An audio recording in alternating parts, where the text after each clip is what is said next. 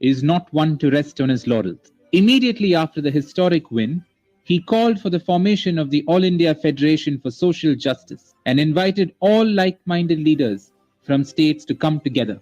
A webinar was conducted last year. Every top voice for social justice in India participated in the webinar and commended the Chief Minister on his historic feat. But Chief Minister Stalin's vision for social justice does not stop with Tamil Nadu. He wants to continue the battle ceaselessly for states' rights and achieve the ultimate goal of social justice across India with everyone's participation and involvement.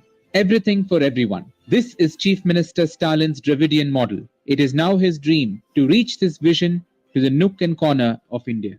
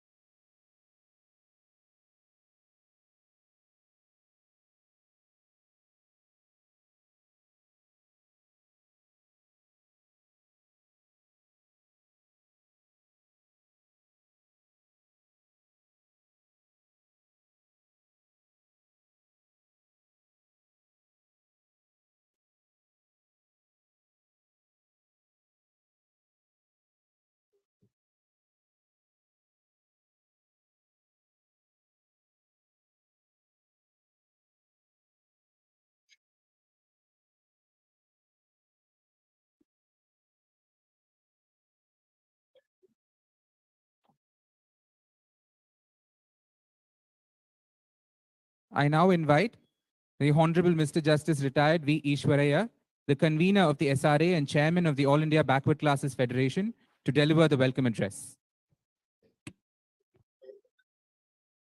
Thank you for inviting me to give welcome address on behalf of the All India Federation for Social Justice, which is established for everything for everyone.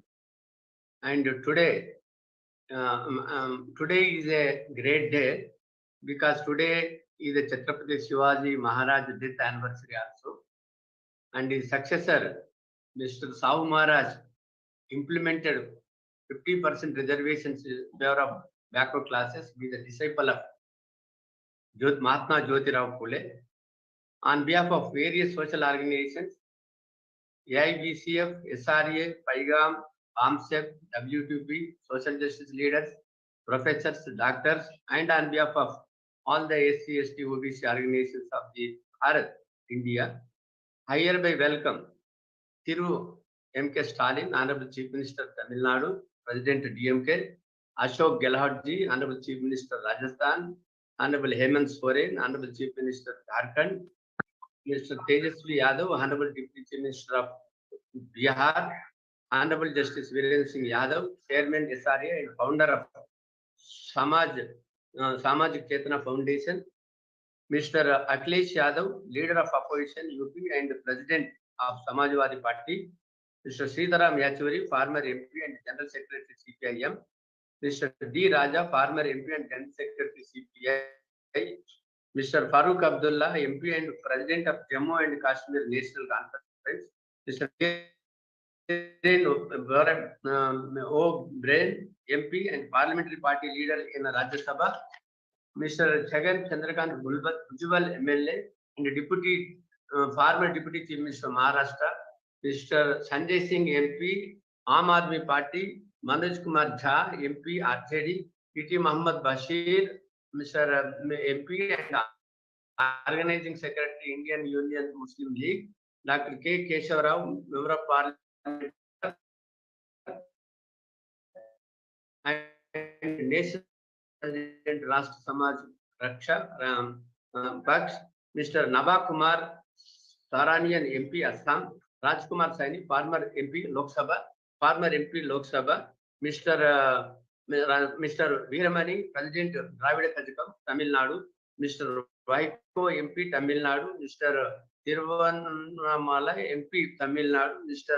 Jawaharullah, MLA, Tamil Nadu, Mr. E.R. Ishwaran, MLA, Tamil Nadu, Dr. B.D. Borkar, President People's Party of India, Democratic, Mr. Dilip Mandal, Senior Journalist, Mr. W.N. Wagh, National Convener, PAGA, Dr. Anil Jahid, Convener, Samvidhan Bachao Sangharsh Samiti, Mr.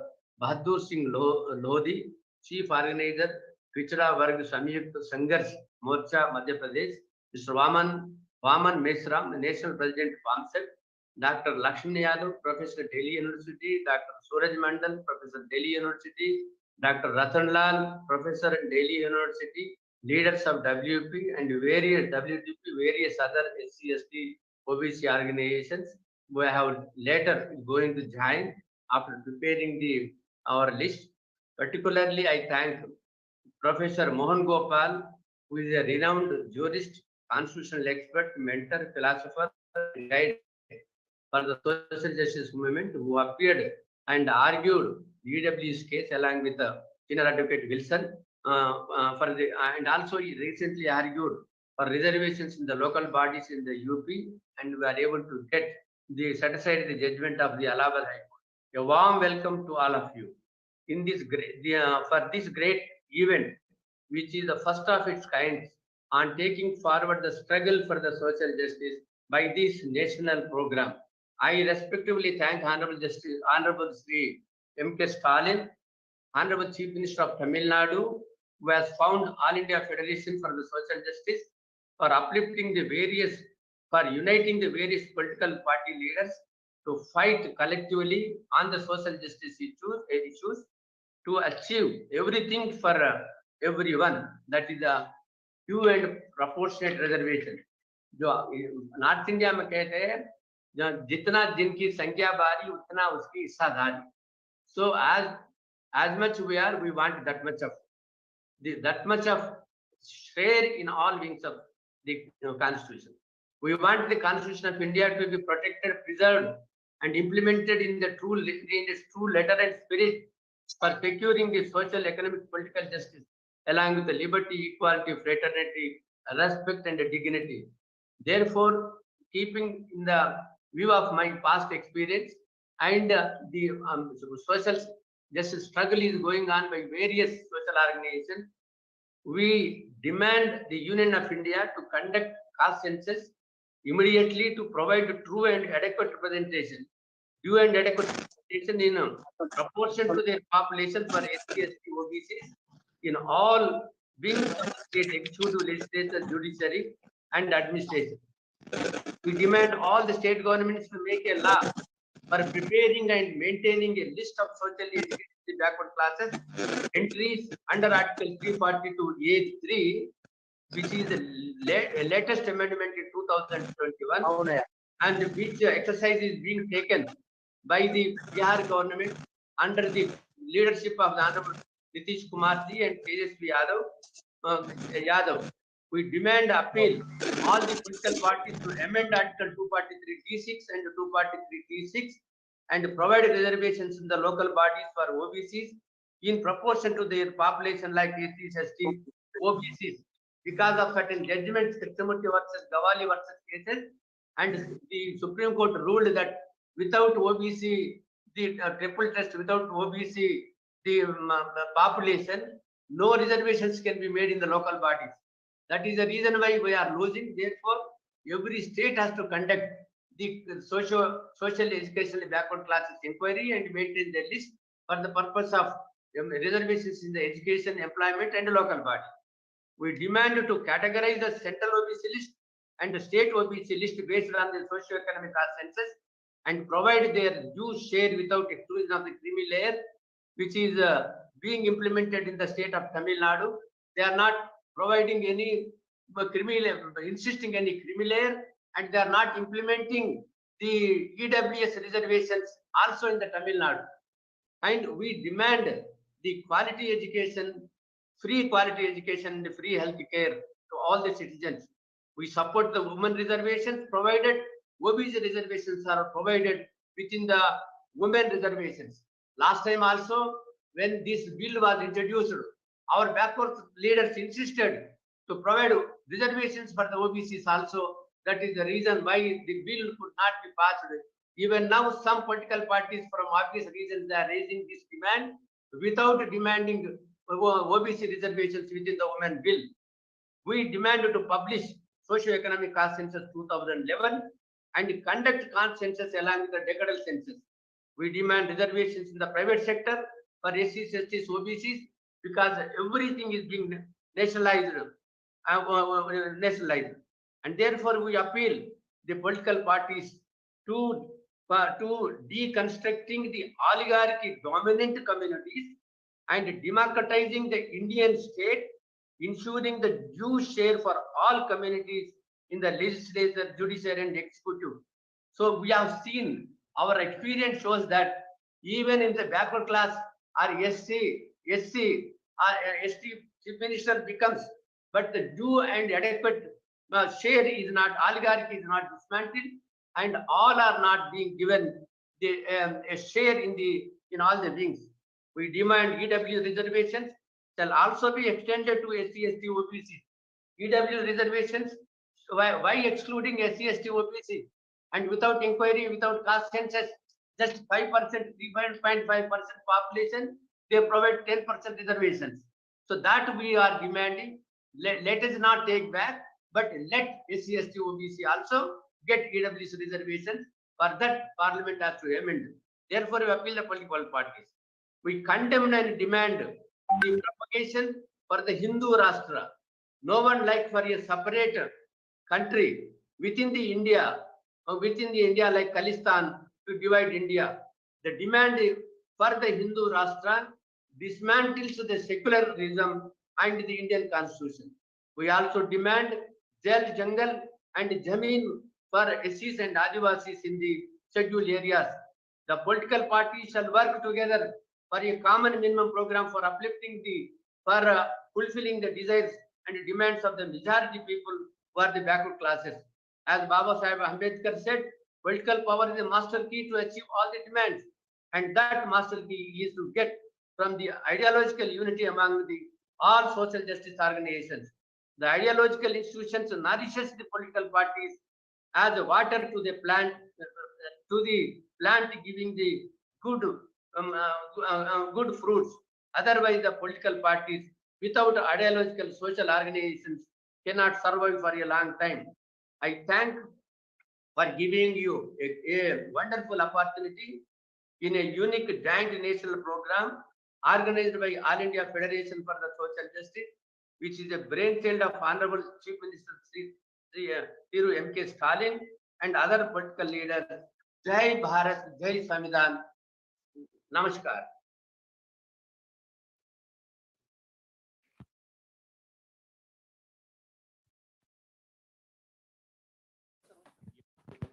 Thank you.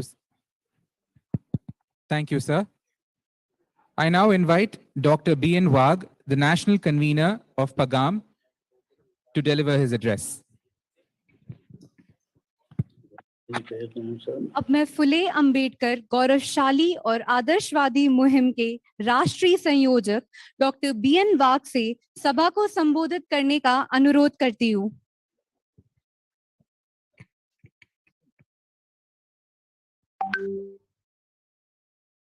I welcome my brothers and sisters present in the meeting. I am very much thankful to our beloved Honorable P. Wilson, Member of Parliament, for taking efforts, as I saw, in arranging today's meeting. I am as a national convener of PAGAM, that is Phule Ambedkari Gauravshali or Adarshwadi Muhim. Very glad to see that the Social Revolution Alliance has taken a good step, calling various social organizations together to discuss our further course of action. It is also important to note that the alliance has invited the leaders of the political parties, especially DMK party leader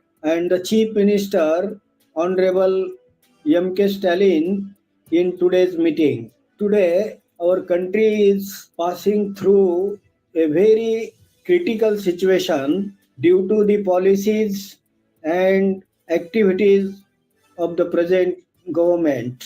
On the other hand, in the present political situation, we have got an opportunity to take over the political power of the country because the identity is now very clear that who are the brothers and who are their opponents. But we have to handle the situation very carefully. For that purpose, we have to seek guidance from the social senior leaders of the social organizations who have gone through the social as well as political movement. Because even if we get the political power, there is a question of its sustenance. There is a proverb that power corrupts and absolute power corrupts absolutely. Therefore, it requires directions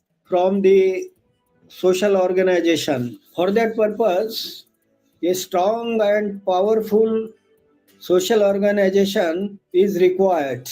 According to Dr. B.R. Ambedkar, political revolution always follows social revolution. It indicates that the political power is a byproduct of the social movement. We have seen it in Tamil Nadu that before DMK came in power, Dravid Kazhagam, a social organization, had to work hard throughout.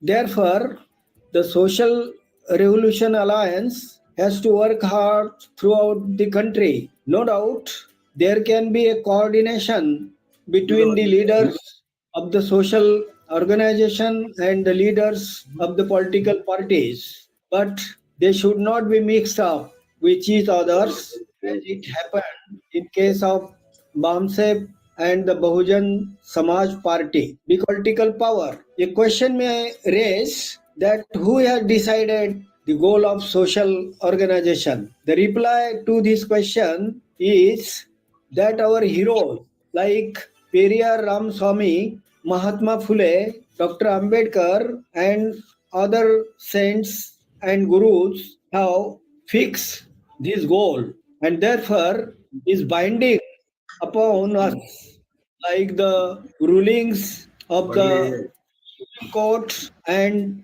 High Courts are binding upon the lower courts. For this purpose, the social organization has to put it ahead. It has to work like the roots of a tree so that the tree can bear the fruits. Without social work, nothing can be achieved and can last long. Jai Bharat. Finally, one song. வள்ளியே இப்ப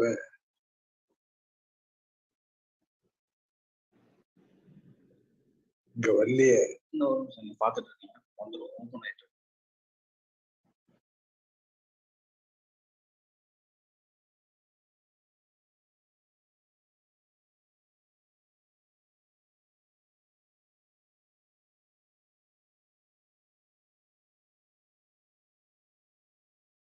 Vanakkam. At a time when there is a greater challenge to the very concept of social justice, our honorable leader and Chief Minister of Tamil Nadu has taken the initiative to forge all like-minded leaders and associations and conducting a national conference under the banner of All India Federation for Social Justice, for which we express our sincere thanks. Tamil Nadu, as everyone will know and acknowledge, is the forerunner in spearheading a movement for social justice. The Dravidian movement had more than 100 years history in upholding the torch of social justice taken forward by selfless leaders and primarily by Tandai Periyar, the greatest social revolutionary, starting the self-respect movement. The baton was taken forward by leaders including Kamaraja, great Aringer Anna, and Dr. Kalaignar M. Karunanidhi. Today, the torch is kept atop by our leader and hero of social justice, Sri M.K. Stalin. Within a short span of time, the government led by this great leader has taken enormous steps towards social justice. Free bus travel for women, free breakfast scheme for children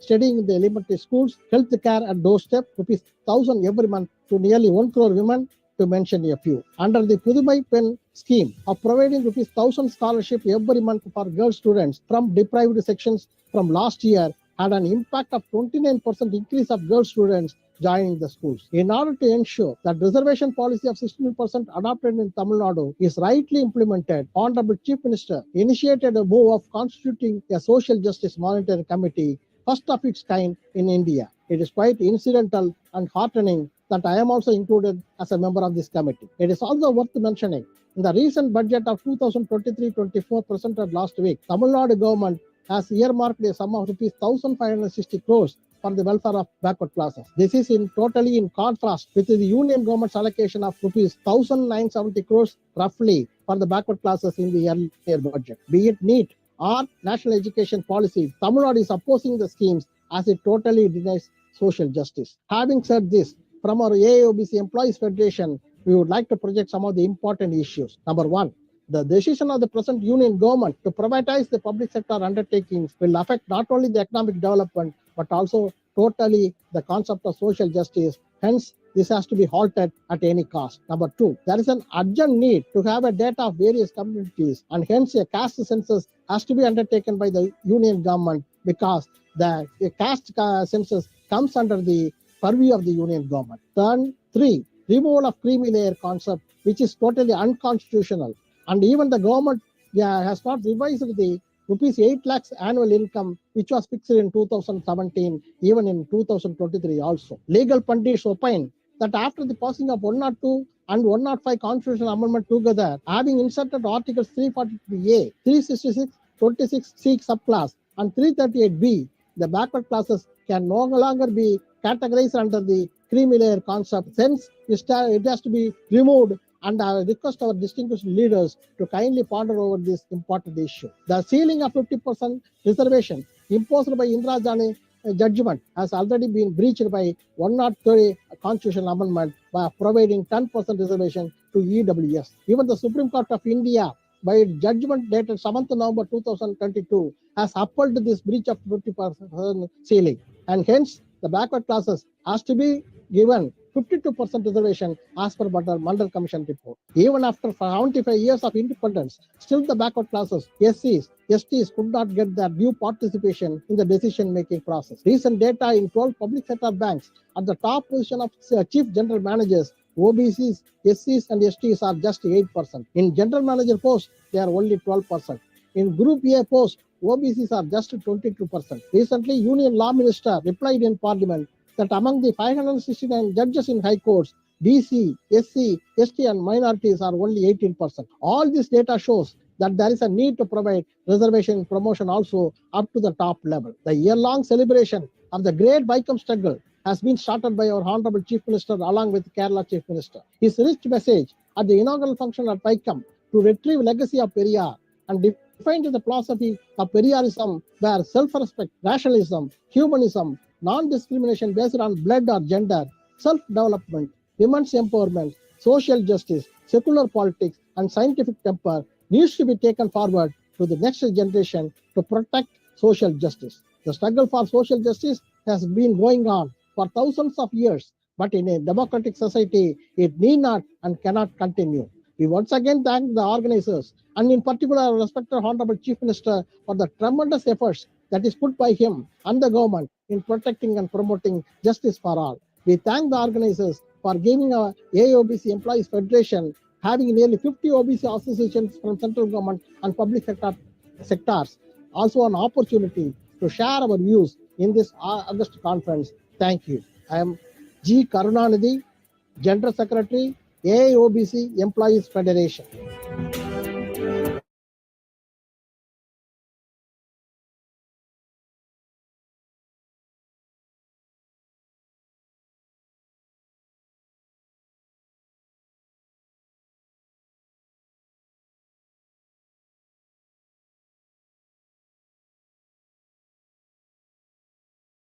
Honorable President, distinguished guests, brothers and sisters. On behalf of All India Forward Bloc, the party founded by Netaji Subhash Chandra Bose and nurtured by Pasumban Muthuramalinga Thevar, I congratulate Dravida Munnetra Kazhagam and its leader Sri M.K. Stalin for organizing this event under the banner of All India Federation for Social Justice to discuss a burning issue confronting our nation today. And indeed, it is an opportunity for the political force of our country, the political forces of our country to come together to discuss about how the ruling clique of our country is sabotaging the constitutional values enshrined very clearly in the preamble of our constitution. Our constitution says that our country is a sovereign, socialist, secular,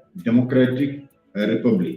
So when democracy is being negated both in the parliament and the outside, and the media persons, about 200 media persons are still in jail for writing against the government deeds or the policies of the government. When the opposition leaders are speaking in the parliament, it is being removed from the records of the parliament, and criticizing the government, they are being targeted by the inquiry agencies. The fascism is a drawing energy from the decadence of parliamentary system. So, is a communal majority of our country is outnumbering the political majority of our nation. So, it is a very unfortunate situation is being developed in our country. Our constitution ensures that justice for economic, social, and political, but the discrimination is still there on the basis of caste, creed, religion, and even from the locality and the colors of skin. And how we can say that there is a justice when the entire natural and national assets have been privatized by the government? How we can say that there is equal opportunities?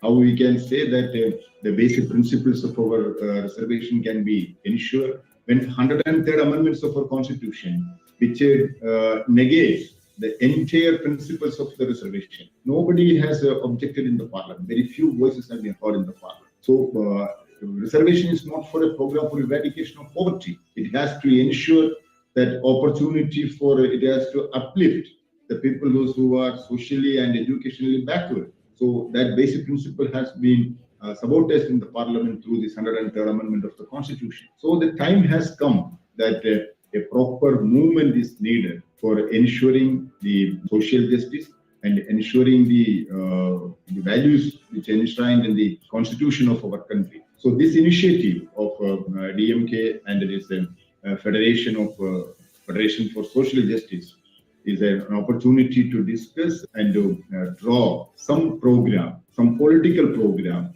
to protect our constitution, to protect the values of our democracy, to protect the secular character of our nation, and to protect the rights of the one. Because when there is a rampant privatization, there is no principles of reservation will be followed there. Whether it is right from civil aviation to ordnance factories, now rampant privatization is taking place. There is no scope for further reservation in this government sector or any public sector. So the equal opportunity for youngsters has been also. So this is the time to start to streamline our movement for education for all, employment for all, and health facilities for all, and to save our nation from the clutches of these communal divisive forces. So this initiative taken by DMK and this federation for provide an opportunity for the like-minded political forces, social forces to discuss about this vital issue. And All India Forward Bloc, the party founded by Subhash Chandra Bose, will remain with this movement. And finally, I would like to mention here that this is the centenary year of Vaikam Satyagraha, the first untouchability, the movement against untouchability started in Kerala, where Thandai Periyar, V. Ramaswamy Naikar was part and parcel of that movement. And this is a right opportunity to start or streamline or strengthen this movement. And it is also to be mentioned here, it's very imperative to mention here that it is Pashumbhan Muthuramalingam Thevar who led the movement for the engine for entering the people from the lower community for the entry of Madurai Meenakshi temple. So that is also a historical moment. So the party of Pashumbhan Muthuramalingam Thevar, the Forward Bloc, will remain with this movement, and we will leave no stone unturned to strengthen the movement for social. Thank you very much once again for the organizers, and definitely we will remain with you. And thank you.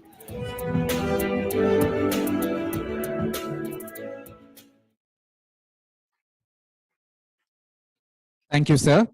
I now invite Mr. Vaman Meshram, the National President, BAMSIF, to deliver his address. अब मैं बैम्सफ के राष्ट्रीय पूर्व अध्यक्ष श्री वामन मेश्राम से सभा को संबोधित करने का अनुरोध करती हूं।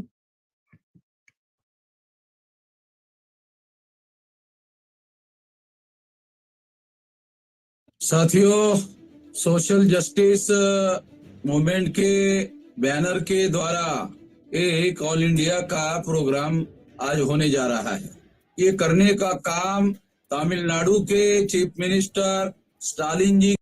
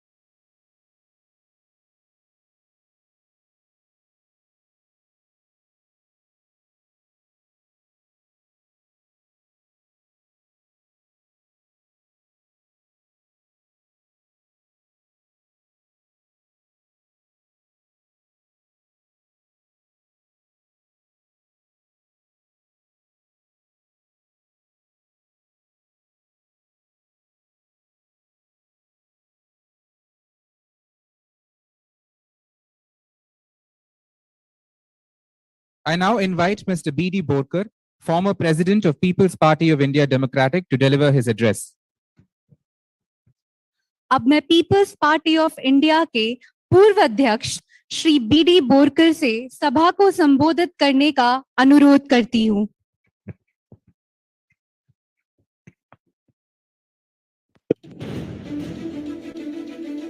Respected Honorable Stalin, the Chief Minister of Tamil Nadu, Honorable Justice Ishwaraya, Honorable Justice Yadav, Mr. Wilson, Member Parliament Rajya Sabha, other dignitaries on the dais, off the dais, and ladies and gentlemen. I am extremely thankful to the organizers and especially Justice Ishwaraya having given me an opportunity to put forth my views in this conference. I am presenting my views on behalf of my party, the People's Party of India Democratic. Our party is a nascent 4 years old, but an all India party having offices in about 12 states and working under the fully Ambedkarite ideology, which is nothing but the constitutional ideology. The nation should be governed by the constitution, which is a collective will and resolve of the people of this country that we shall provide justice, social, economic and political, and of course, equality of opportunity and status and liberty of thoughts and expression. We, the Mool Nivasi Bahujan, still stand by that solemn resolution in the Constituent Assembly. But the so-called Savarnas have disowned that resolution and gone back to make this country a Hindu Rashtra,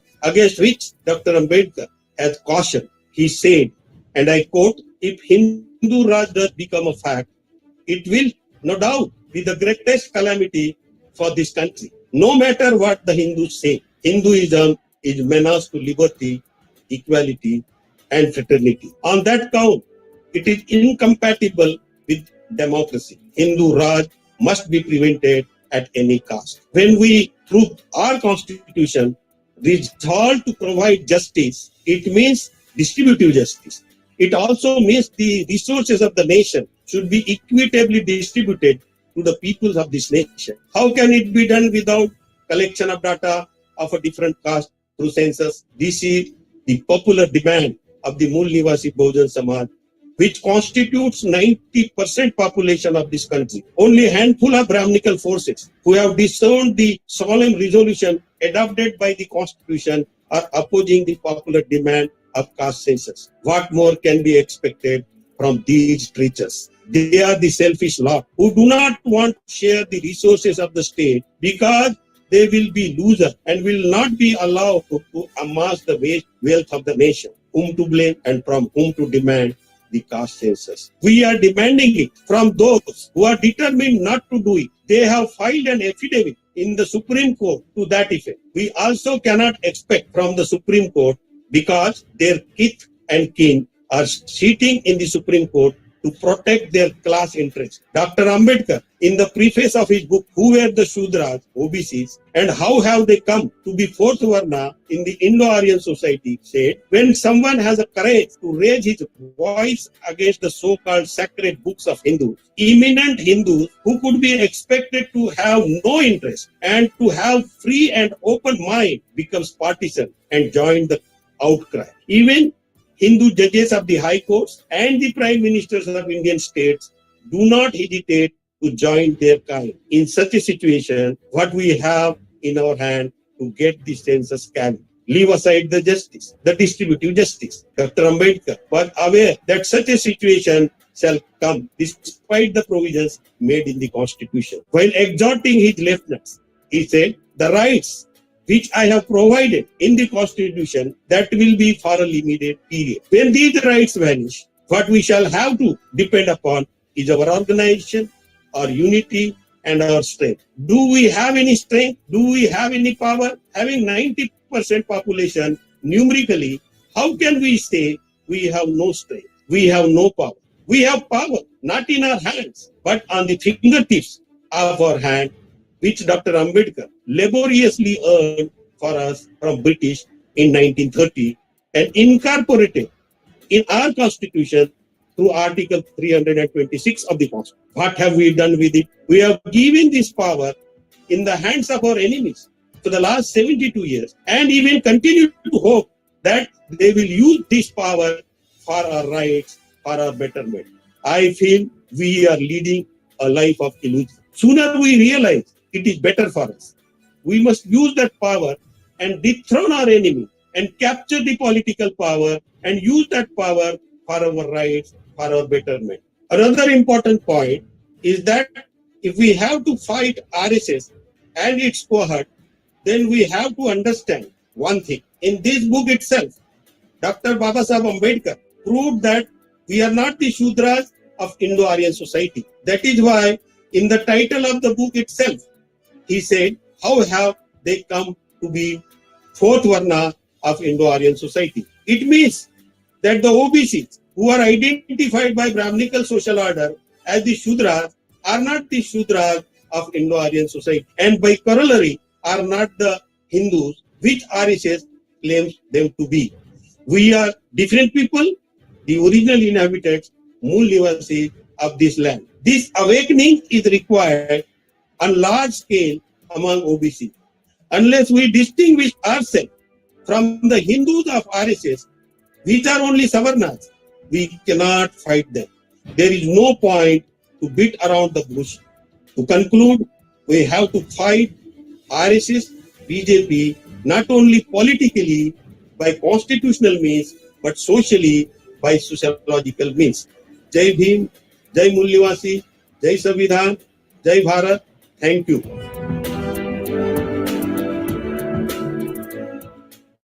Thank you, sir. I now invite Dr. Lakshman Yadav, Professor, Delhi University, to deliver his address.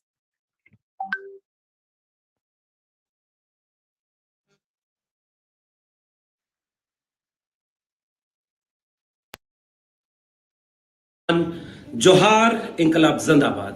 दोस्तों, आज हम लोग जिस वजह से दिल्ली में इकट्ठा हुए हैं, ये बहुत जरूरी वजह है। बाबा साहब डॉक्टर भीमराव अंबेडकर ने संविधान सभा की आखिरी बैठकों में एक बात कही थी कि ये राष्ट्र अभी है नहीं, भारत एक राष्ट्र है नहीं, भारत को राष्ट्र बनना है। इस राष्ट्र बनने में कुछ बहुत गंभीर चुनौतियां हैं।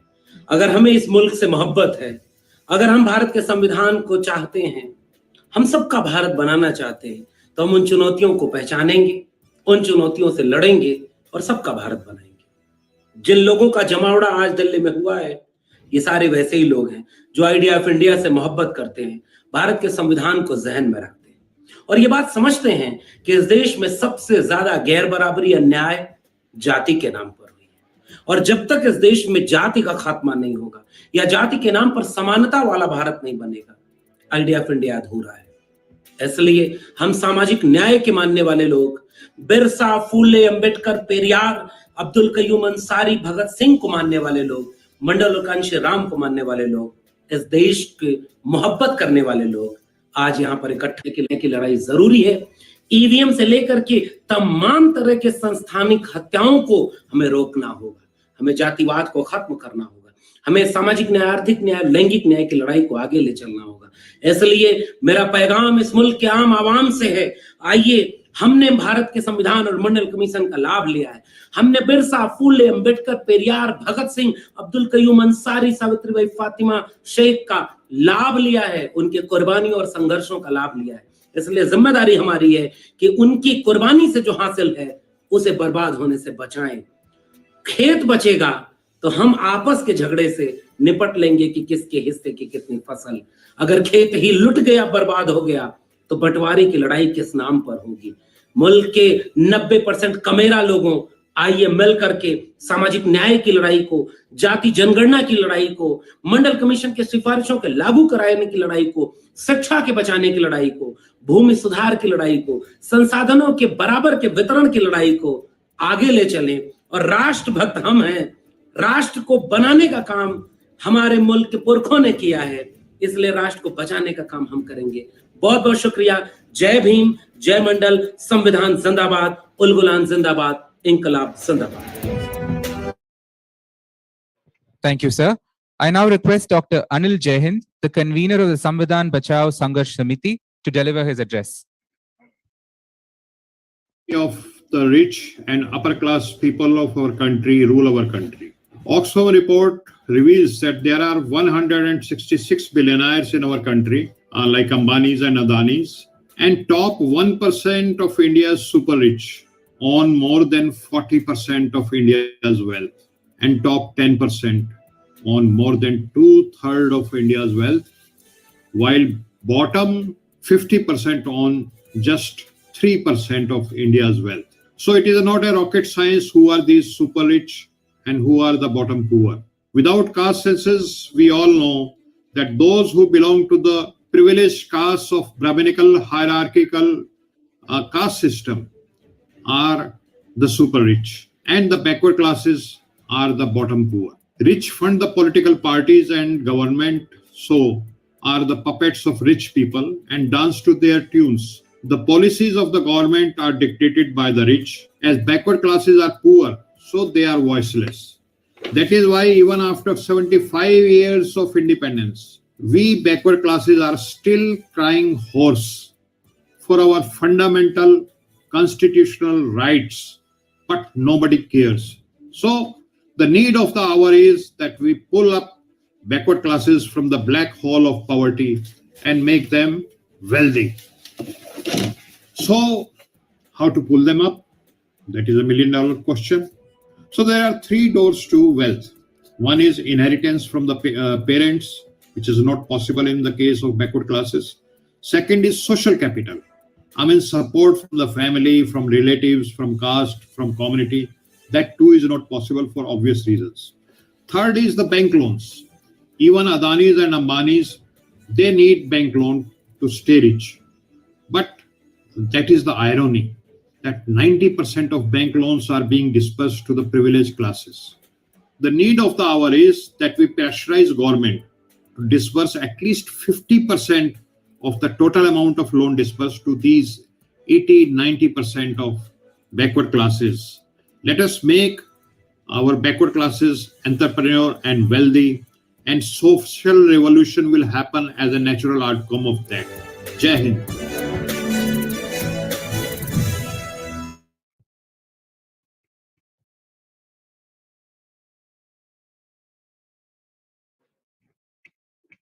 Thank you, sir. I request Dr. Ratan Lal, Professor, Delhi University, to deliver his address. P. Wilson, Justice Ishwaraiya Sahab, Justice Virendra Singh Yadav Sahab, and other dignitaries for organizing such an important and great program and taking head-on against the draconian BJP RSS regime, whose commitment is more to the Manusmriti than to the constitutional separate electorate for the deprived classes. But this tussle between untouchables and OBC never affected Ambedkar's ideas of Bahujan Hitay, Bahujan Sukhay. He always stood for the rights of OBC communities, and when he got the opportunity to frame the Constitution of India, first he made the provision for OBC reservation in Article 340. And we should also remember when Ambedkar resigned from the Nehru cabinet, and out of 4 reasons, one reason was non-implementation of OBC reservation or commission. At this juncture, we should remember that Ambedkar met Periyar twice, and Ambedkar favored the revival of non-Brahmin parties of Bombay and Madras provinces. We must now congratulate the Honorable Chief Minister Tamil Nadu for combining the struggle of both Ambedkar and Periyar. I request Honorable CM Thiru M.K. Stalin and other OBC leaders to come forward and appeal their followers to stand up as the vanguard fighters against the atrocities on scheduled caste and scheduled tribes minorities by the caste Hindus, upper caste Hindus, and don't align with them in any way. We should recognize the support made by SC/ST OBC minorities, and they have always supported and fought for reservation of OBC, protection of their rights, and caste census. So once again, I request all of you, the dignitaries, to stand up as a crusader against the Brahmanical forces and protect the interest and dignity of SC/ST, OBCs, minorities, women, and all. And the Tamil Nadu model of social justice must be repeated at all India level. Thank you. Jai Bhim, Jai Pariyam.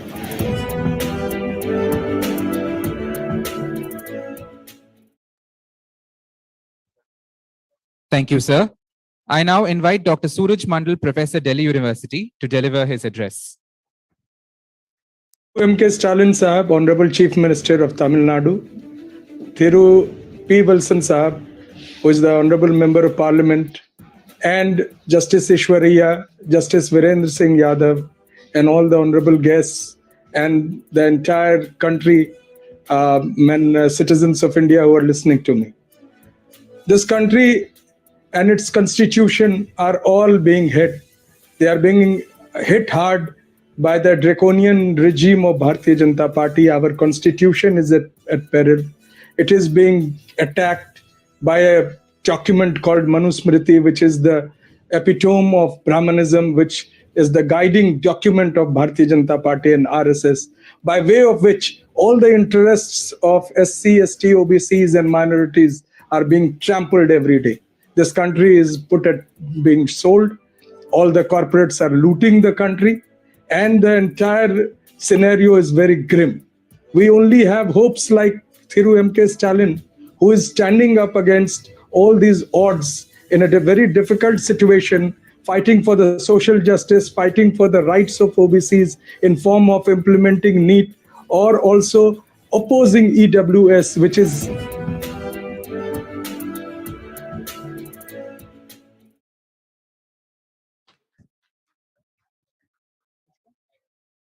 Thank you, sir.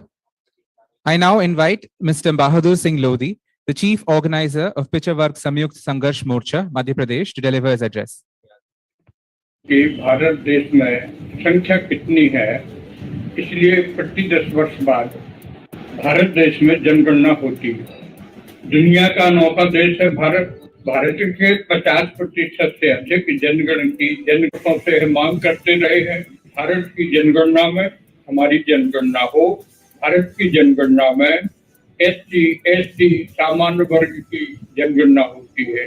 मत पंथ के अनुसार हिंदू की गणना होती है, मुसलमान की गणना होती है, ईसाइयों की गणना होती है, परंतु ओबीसी की गणना नहीं होती। स्त्री पुरुषों की गिनती होती है, परंतु ओबीसी की गिनती नहीं होती। यहाँ तक कि हिजड़ों की गिनती होती है, परंतु ओबीसी की गिनती नहीं होती।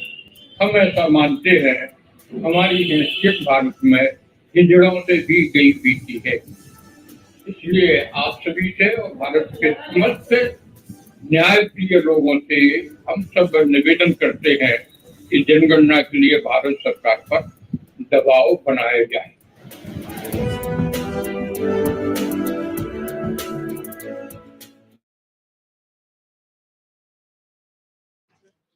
Thank you, sir. I now request Mr. Dilip Mandal, Senior Journalist, to deliver his address. This meeting of Social Justice Forum. This meeting is happening at a very crucial juncture of history of nation, because at this moment of history, we need actually to blend growth and social justice. And without doing that, we will leave behind large swath of population who are not getting benefit of the policies and the nation building process. So as we have seen in some of the states, especially southern states, and I would like to name Tamil Nadu and also to some extent Kerala, they have shown a way of the development model. And I call that model growth with capability approach, or what you call Dravidian model. That model takes into account that the population as a whole should be made capable. Their capacity has to be enhanced so that they become part of the development matrix. Otherwise, the middle class will not grow, and with that, the manufacturing sector and also to some extent services sector will not grow. So this model, this Dravidian model, propagated by DMK and being carried forward by Chief Minister M.K. Stalin, is a model which other states and union government should also follow. And it's very important that now this model is getting popularity, and it's becoming popular in the north also, because you can see that how all the development indexes of Tamil Nadu is surging forward, moving ahead, and beating many of the states. So that is the model which is there, which other states can follow, or they can make amendments according to their local needs. But capability approach is the way, and this is the era of social justice. This is the century of social justice, what we call the Ambedkar century. And in this century, we need to broaden the scope of middle class, and that new middle class will obviously come from scheduled caste, OBC, scheduled tribe, denotified tribes, and all those minorities and other communities from the rural population.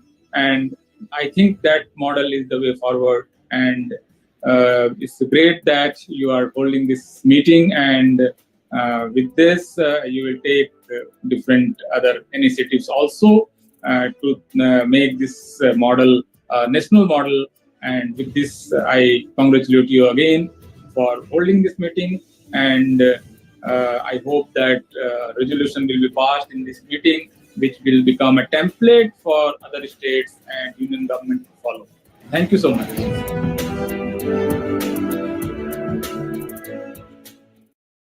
Thank you, sir. I now invite Mr. P. Wilson, Member of Parliament and convener of the All India Federation for Social Justice, to deliver the keynote address.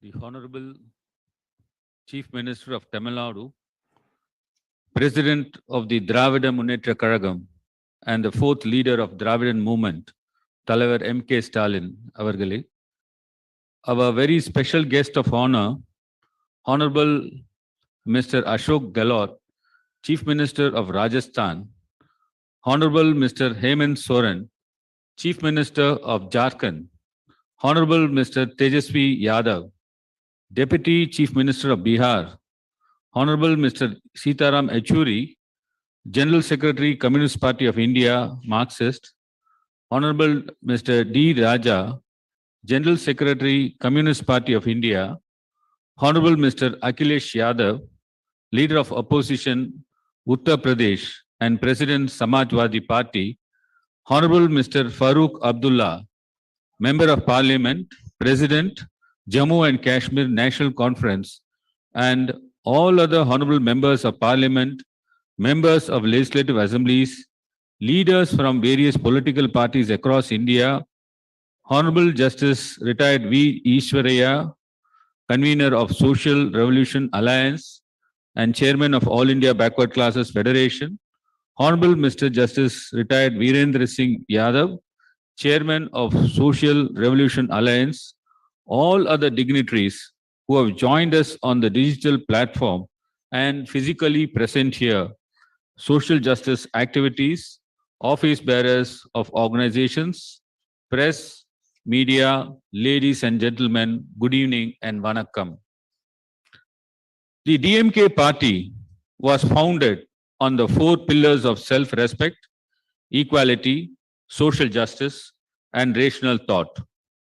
These 4 ideals are essential to establish an egalitarian society with equal rights for all. Right from Thandai Periyar to Perarinyar Anna to Muthamazh Kalaignar Dr. Kalaignar, and now to our party president Thalaivar M.K. Stalin, the DMK party has always been the voice of the voiceless, striving to secure for the underprivileged and the downtrodden economic and social justice. The Honorable Chief Minister of Tamil Nadu, after donning the mantle as a leader of Dravidian movement, he left no stone unturned to ensure social justice and equality. Some of the Dravidian model government's policies and achievements are unprecedented.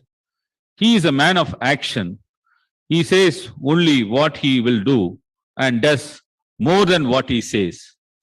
Of the many historical injustice meted out to the OBC, SC, and ST communities, the worst is the artificial divide created by caste in place of worship that only persons born in a few so-called forward communities are fit enough to serve God.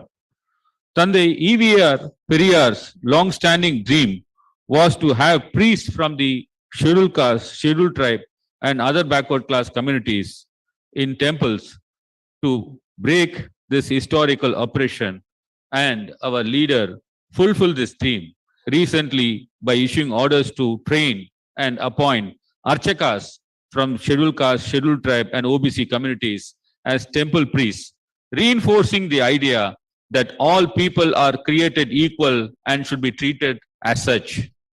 Why I started with this example is to highlight that achieving social justice is not only through reservation policies. Reservations are an important tool to ensure equality of opportunity in education and employment, but we must not restrict social justice policies only to reservations. Today's program is therefore a platform for exchange of ideas to shape policy making across India in all spheres of governance. The thread of social justice must not be woven as a blanket that protects Tamil Nadu or Rajasthan or Bihar or Uttar Pradesh alone, but must cover the length and breadth of India, especially states that have so far not had a social justice awakening. Today, we find ourselves in a political battle with an ideology of division. We must meet it with unity, unity of purpose between those who cherish the notions of equality and fraternity embedded in our Constitution's very preamble. There are forces at play that are trying to not only stall the upliftment of socially backward communities, but also reverse the progress so made so far. Our leader, தலைவர் M.K. Stalin, recognizing that the fight for social justice has to be united, all India effort sounded the bugle to establish the All India Federation for Social Justice last year on the 74th Republic Day as a forum to unite like-minded leaders, political parties, activists, and members of civil society from all across the nation to come together to discuss, exchange ideas and thoughts, and engineer policies to promote, protect, and further the cause of the social justice and cooperative federalism. He wrote individual letters to all the leaders of the political parties in India last year, informing about the formation of All India Federation for Social Justice and inviting them to join the federation. Answering the call, many parties have joined hands to come together today, and more are expected to join us in the near future. It is essential to acknowledge that in order to have a true egalitarian state, social justice must be the cornerstone. Though social justice has many connotations and interpretations, our leader, Through M.K. Stalin, beautifully summarized the core philosophy as everything for everyone. This means that the idea behind social justice is that the state's resource must be equally accessible to all members of society. Thus, when education or employment is being monopolized by one section of society, reservation was a tool we used to open the windows of opportunity to the marginalized communities. The battle for reservation was fought in both the political and legal arenas. As you are aware, 2 years ago, DMK, under the guidance of our leader, Honorable Mr. M.K. Stalin, fought for the OBC reservations in medical and dental seats in courts. And through the court, we secured 27% reservations for the OBC. And as a result, every year, about 4,022 seats in medical courses and about 1,000 seats in dental courses will be made available for the OBC students throughout India. Friends, now see how this victory is being undone by the forces I mentioned. Recently, the medical counseling authorities have started counting seats obtained by the OBC candidate through merit towards the OBC quota instead of the general quota. For example, if rank 1 is a OBC candidate, instead of counting him as the first seat in the general category, they are counting him as the first in the OBC category, thereby ensuring that the general category is only for the forward castes. This is the kind of systemic abuse of power that parties should come together to oppose. In this conference, a few key policy areas are to be addressed by the honorable guest. The first is the urgent need to conduct a caste census. Recently, state laws granting OBC reservations in local body elections were struck down by the various high courts and Supreme Court on the ground that there is no empirical data on the caste population. Our leader, Honorable M.K. Stalin, has been time and again speaking about due representation in higher judiciary. In fact, he made this request before two sitting Honorable Chief Justices of India at different points. Our present Honorable Chief Justice of India, Dr. D.Y. Chandrachud, has been very receptive in this regard. He has heard our pleas for social representation and he has publicly committed by maintaining diversity in the higher judiciary, which is very commendable. However, at the state levels, we must ensure that when high courts consult the respective state governments for appointment of judges, we insist on the due representation of all communities and women. I would also take this opportunity to place before this August gathering the need to include OBC reservations in promotions as well and not just initial appointment, since social ostracization continues even after the appointment to a service. Therefore, there is a need to amend Article 16(4)(a) to grant reservations in promotions post as well when there is underrepresentations of backward classes. Another important aspect is that we reach out to the next generation to continue the battle for social justice. The legacy of great social justice warriors must be passed on to them. In Tamil Nadu, we have our Mr. Udayanithi Stalin, Secretary of the DMK Youth Wing, actively promoting study circles and focus groups to educate today's generation about the struggles of Tandai Periyar and other social justice leaders. The inculcations of social justice values in the next generation is of paramount importance. Before I conclude, I thank Honorable Justice Ishwaraya, Honorable Justice Virendra Singh Yadav, who have brought together the various backward class organizations for this event. I sincerely thank Honorable Mr. Ashok Gehlot, Chief Minister of Rajasthan, Honorable Mr. Hemant Soren, Chief Minister of Jharkhand, Honorable Mr. Tejasvi Prasad Yadav, Deputy Chief Minister of Bihar, Honorable Mr. Akhilesh Yadav, Leader of Opposition, Uttar Pradesh, and other honorable guests who have come here and who are coming on the online, and other special invitees and speakers for their participation and address in today's event. I wholeheartedly thank my beloved Talaivar, Honorable M.K. Stalin, Honorable Chief Minister of Tamil Nadu, for being the guardian of social justice and uniting the country's most important social justice voices under this platform, and for being inspiration and driving force behind this federation. I thank each and every one of the honorable guests for their august presence here, and I'm positive this conference and federation is the first step of the journey to establish a nationwide network of social justice policies, heralding a new age in our democracy. Vanakkam.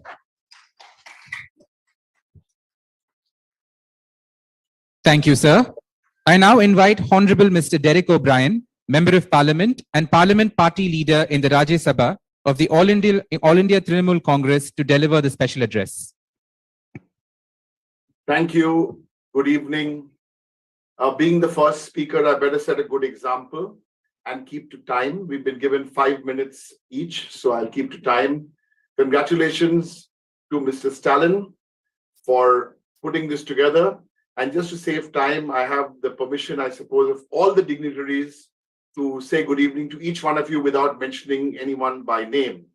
On behalf of the All India Trinamool Congress and its chairperson, Chief Minister of West Bengal, Ms. Mamata Banerjee, I'm happy to share a few thoughts. So let's dive straight in. Let's look at the scheduled castes and scheduled tribes. UP reported the highest number of cases, 26% UP. Which party runs UP? We know the answer. Madhya Pradesh reported the highest number of cases at 30%. Which party runs Madhya Pradesh? We know the answer.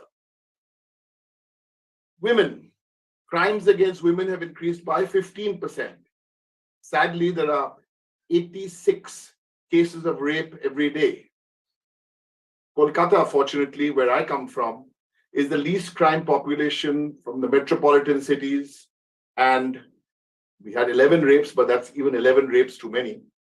I want to give you very, very quickly some examples of Bengal to share, which can become a model. My friend Mr. Wilson was telling us about Tamil Nadu, and I think it's a great learning experience where states can learn and share good ideas from each other. The Kanya Shri scheme in Bengal touches 81 lakh girls. It's a cash allowance, which has been awarded. It's got a lot of international awards. The Vivekananda Scholarship has benefited 8 lakh students. That's from economically backward sections. The Rupashri is a cash transfer scheme for women before marriage. That's more than 2 lakh women. And there are other schemes like Yuvashri, which has a financial assistance for 2 lakh youth, and a scholarship for minority community students called Aikyashri. So there are lots and lots of schemes. We don't have the time to go into those details, but I want to leave you with two thoughts for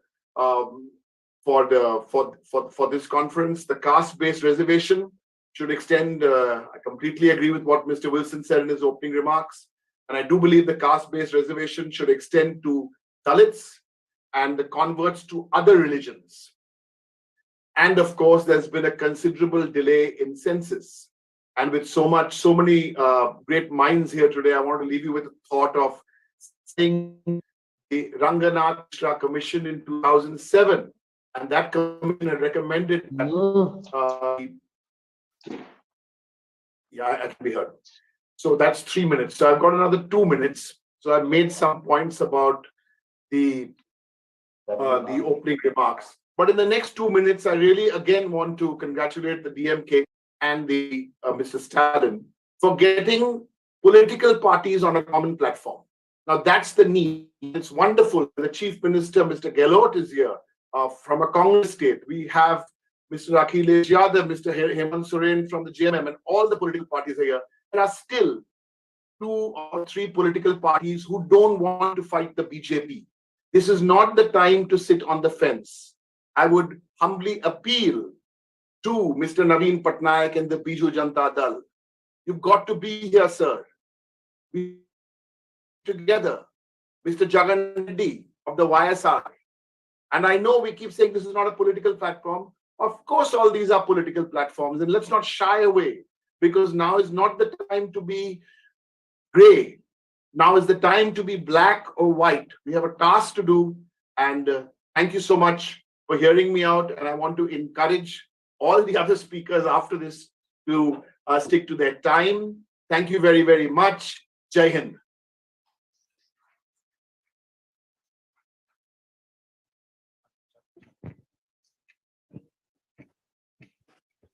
Thank you, sir. I now request Honorable Mr. Chhagan Chandrakant Bhujbal, the member of the Legislative Assembly Maharashtra and former Deputy Chief Minister of Maharashtra from the Nationalist Congress Party, to deliver his special address. At the outset, I thank Honorable Stalin for convening this National Conference for Social Justice. I have 2-3 suggestions. All other things we are discussing since long. From various parties, we people are here. Number one, so far, this national census is not begun. I would say, let us pass the resolution unanimously that in this census, caste census also should be included. And what for? इसके पहले भी there were two groups were formed to study the OBC problems. One under the Sumitra Mahajan, 16 MPs were there, and another under the leadership of Manmohan Singh. And both these study groups, they said, yes, OBC people, they do require some help from the central government and the state government. As this scheduled caste and scheduled tribe people, they get it. But we don't have the data. So they wrote to the census commissioner that please, you let us know if you have that data with you. If not, you collect it. So आने वाले इस जनगणना में OBC की जनगणना होनी चाहिए, ये रिजोल्यूशन हमको पहला करना चाहिए. दूसरा, हम चाहते हैं कि अभी विल्सन साहब ने भी कहा कि the cases are going on in the Supreme Court, and he knows that the PESA is there, PESA Act is there. Now, in some blocks, we are getting only 2%, 3%, because as per the tribals population, first they should be given this reservation, and the remaining to the other groups, right? Now, for economical backward class, nothing is reduced, but OBC reservation is reduced. Somewhere 2%, somewhere 4%. We should say we are not against the PESA Act and tribal people, but our 27% of the OBC reservation should be retained as it is. This is number 2. So these two resolutions we should pass. Some leaders from this forum should approach our Prime Minister, go to him, tell him, please do it for us, because we are 54% people in the country. You see, it's very clear that we are not here to discuss the politics. Now the people are playing politics on the name of this, in the name of this OBC people. Recently, Rahul Gandhi और इनका कुछ चला है मोदी जी का. राहुल गांधी जी ने कुछ बोला, वो मोदी है, मोदी वो है, बस बोले कि ओबीसी के खिलाफ राहुल गांधी बोले. अभी कहाँ होता है ओबीसी के खिलाफ? ये नीरव मोदी जैन है, ललित मोदी मरवाड़ी है, पूर्णेश मोदी बनिया है. अब मैं गुजरात की जो ओबीसी की लिस्ट लाया हूँ, वहाँ कहीं भी मोदी नाम की जात नहीं है. Modi is a surname. वो तो पारसियों में भी होता है, अलग अलग लोगों में होता है. तो ओबीसी को खाम जो है बीच में लाने की कोशिश कर रहे हैं. मैं आप सबको चाहूंगा इन सारे बातों के ऊपर ध्यान दे, 2 रिजोल्यूशन पास करे, प्राइम मिनिस्टर साहब को मिले और कहे कि जाति गणना में ओबीसी की जाति गणना हो जाए और हमारा 27% जो है रिजर्वेशन, जो कुछ भी हो, सब जगह सारे देश में रिटेन होना चाहिए. Thank you very much mister Stalin and all the staff. Thank you. Nice. Thank you, sir. I now request Honorable Mr. E.T. Mohammed Bashir, Member of Parliament, Organizing Secretary of the Indian Union Muslim League, to deliver the special address. Namaste to everybody. Most respected M.K. Stalin ji, who is giving dynamic leadership for this bold initiative. Similarly, other dignitaries and my dear friends. On behalf of IUML, Indian Union Muslim League, I am quite happy to address this gathering and associate with this moment. At the very beginning, I salute Sri Stalin ji for the hard and dedicated service for the preservation of the social justice and that kind of movement in this country. One thing I would like to say that this movement is not a small thing. Its significance and relevance in Indian politics also is very important. If this is strengthened properly, I'm confident, and I would like to say that this movement is going to shape the future destiny of Indian politics. we have to be very careful in that kind of things. Now, I endorse with the views expressed by my learned friends with regard to caste census. I don't want to elaborate. That is the need of our in the parliament, inside the parliament, outside the parliament, and wherever we are the meeting, we have to raise this slogan and have a total dedication to get this thing done. We must use our good office by all means to get this thing done. We have to realize one more thing. BJP in the political laboratory is now working on how to curb or how to remove the existing reservation system itself. First effort was EWS, a bill passed in the act passed in the parliament. From that onwards, they are doing that work only. The latest is Karnataka, that 4% for the OBCs Muslims. It is removed. These kind of things are going on in BJP ruled states also. So we have to take very joint kind of attack against this kind of injustice happening in this country. One thing is what exactly is social justice? What exactly is the empowering kind of thing? It is a reservation and reservation road. So in that way, we have to do the maximum possible in this. We all know the latest situation. I don't want to narrate. Time is very less. Backward section in the society, Indian society now, they are facing a kind of identity crisis and security crisis. So we have to realize that also. Similarly, I'm not hesitate to say that the minorities in the country, but especially the Muslims, they are facing a kind of genocide kind of treatment in this country. There are many things to say, but considering the time frame of this thing, I don't want to say much about this. This government make wonderful slogans such as Sabka Saath, Sabka Vikas, and Sabka Vishwas. But one thing is clear: even an iota of honesty is not there in the government in shouting this kind of slogans. And in the parliamentary system, MPs are here. We are all working in the parliament. What exactly is happening? There also, government is making legislation on how to curb the existing privileges of the minorities. We all know many things. I don't want to elaborate much on this. Lawmaking is meant for what now? Lawmaking in the parliament, as well as BJP ruled states, that their plan is what? How to make a law to hurt the depressed section of the society. For that only they are making laws. I don't want to cite all the examples. So BJP ruled states are one after another, they are making this kind of effort. We know CAA kind of thing, NRC kind of things. I don't want to say much about that. And atrocities. Atrocities are now increasing like anything. Is playing havoc. That kind of thing is, actually, those who are criticizing this kind of thing, they are even targeted. Their cases are taken against them. This kind of thing is going on.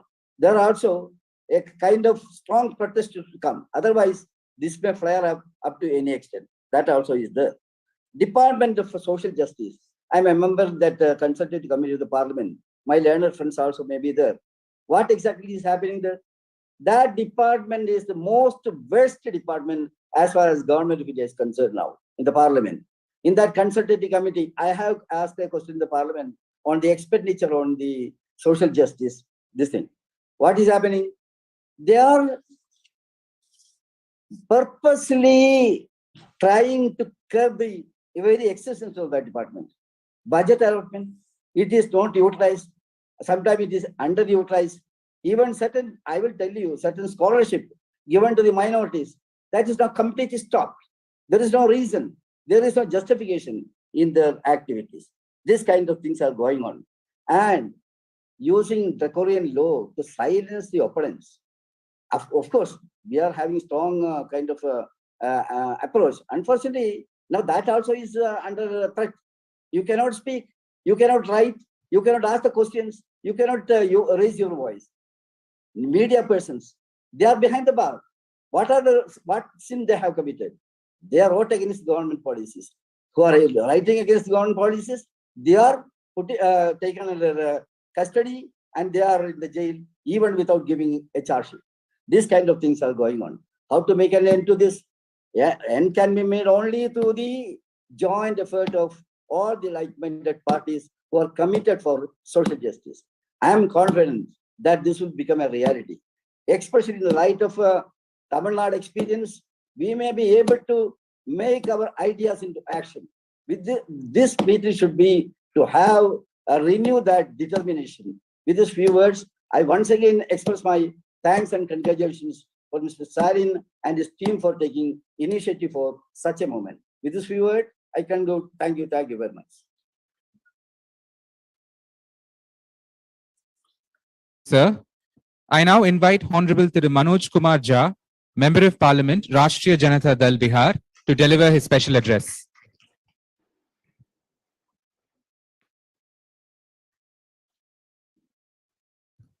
Thank you. Thank you, everyone. Thank you, DMK, Comrade Stalin, everyone for this first National Convention, All India Forum for Social Justice. You have a great legacy, DMK, as a political party. I don't consider DMK as merely a political party, it's a social revolution.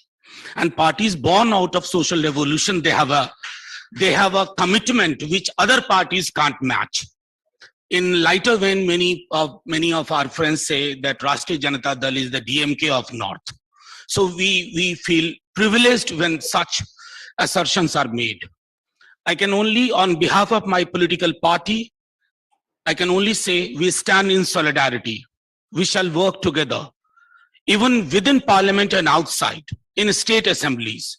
Now, I have never seen that a population so huge, and world over you won't get a sense that such huge population is getting the kind of treatment it is getting.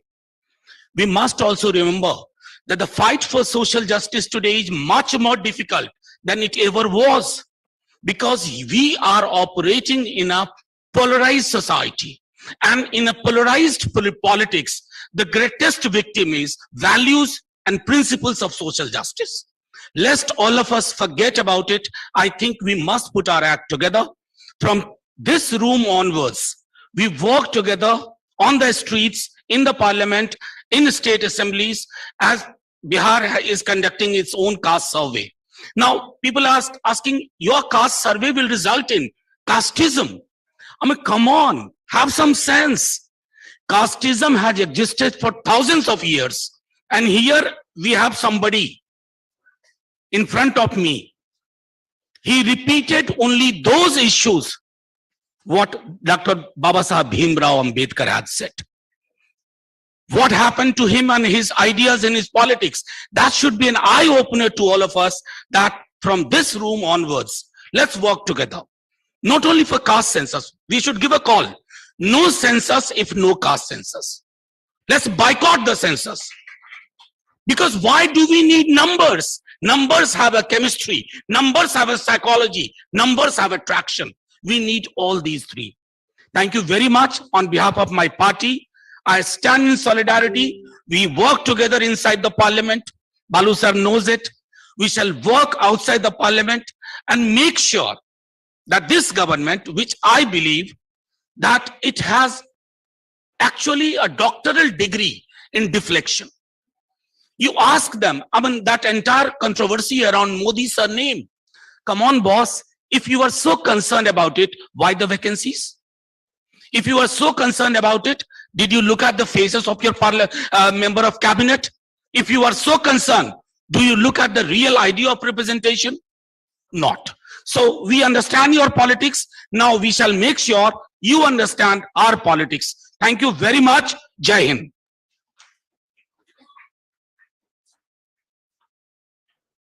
Thank you, sir. I now invite Honorable Mr. Rajkumar Saini, former Member of Parliament, Loktantra Suraksha Party, Haryana, to deliver his special address. नमस्कार. सबसे पहले मैं आज बधाई देना चाहता हूं MK Stalin जी और पिछड़ा वर्ग आयोग के चेयरमैन रहे ईश्वरैया जी को कि उन्होंने Ashok Gehlot ji, chief minister Rajasthan, chief minister Hemant Soren ji और तेजस्वी यादव डिप्टी सीएम बिहार और leader of opposition Akhilesh ji और former chief minister Farooq Abdullah ji और बहुत सारे लोगों को इनवाइट करके जो आज का प्रोग्राम रखा है उसके लिए मैं बहुत धन्यवाद देना चाहूंगा स्टालिन जी को और ईश्वरैया जी को। मित्रों, जब तक बराबरी गैर बराबरी रहेगी तब तक कोई इंसाफ नहीं होगा। इस देश के अंदर हमारे 3 हीरो थे, पेरियार ई रामास्वामी, बाबा साहब भीमराव अम्बेडकर और महात्मा ज्योतिबा राव फूले, जिन्होंने इस देश के अंदर अंधविश्वास और गुलामी की जो मानसिकता देश के अंदर हुई है, इसके मानसिकता गुलाम होने की वजह से ये देश मनुस्मृति की वजह से कंगाल हुआ, गरीब रहा। हमारे से बाद जापान, रूस, चीन जैसे देश आजाद होकर के आज 100% जो बुद्धिस्ट कंट्री हैं, जहां कोई देवी देवताओं का अंधविश्वास का कहीं कोई स्थान नहीं है। कम से कम वो देश जो दुनिया को टेक्नोलॉजी के रास्ते आज हमें मार्गदर्शक बने हुए हैं। जापान 100% बुद्धिस्ट कंट्री है और जिसने दुनिया को रास्ता दिखाया, जो 1945 में नेस्तनाबूद हो गया। लेकिन इस देश में 33 करोड़ या 33 कोटि देवी देवता, जो बाबा साहब भीमराव अम्बेडकर, महात्मा ज्योतिबा फूले और पेरियार ई रामास्वामी ने इन शास्त्रों के बारे में, इन धार्मिक शास्त्रों के बारे में जो वर्णन किया है, उस पर हमारे देश के सुप्रीम कोर्ट ने भी मुहर लगाई है कि ये सब रामायण, महाभारत और वैदिक शास्त्र ये कपोल कल्पित कहानियां घड़ी गई हैं। इस देश से बौद्ध धर्म और जैन धर्म को समाप्त करने के लिए जो लिखा गया है वो कम से कम इस देश के विनाश के लिए बहुत बड़ा एक फसाद खड़ा आज भी करता है। ढोल ग्वार शूदर पशुनारी सकल ताड़ना के अधिक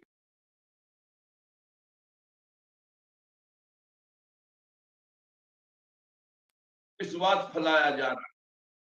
बहुत सारे जेल में जा चुके हैं। जिस दिन से मोबाइल अस्तित्व में आया है, हम और आप बैठ करके इसके ऊपर आज चर्चा कर रहे हैं।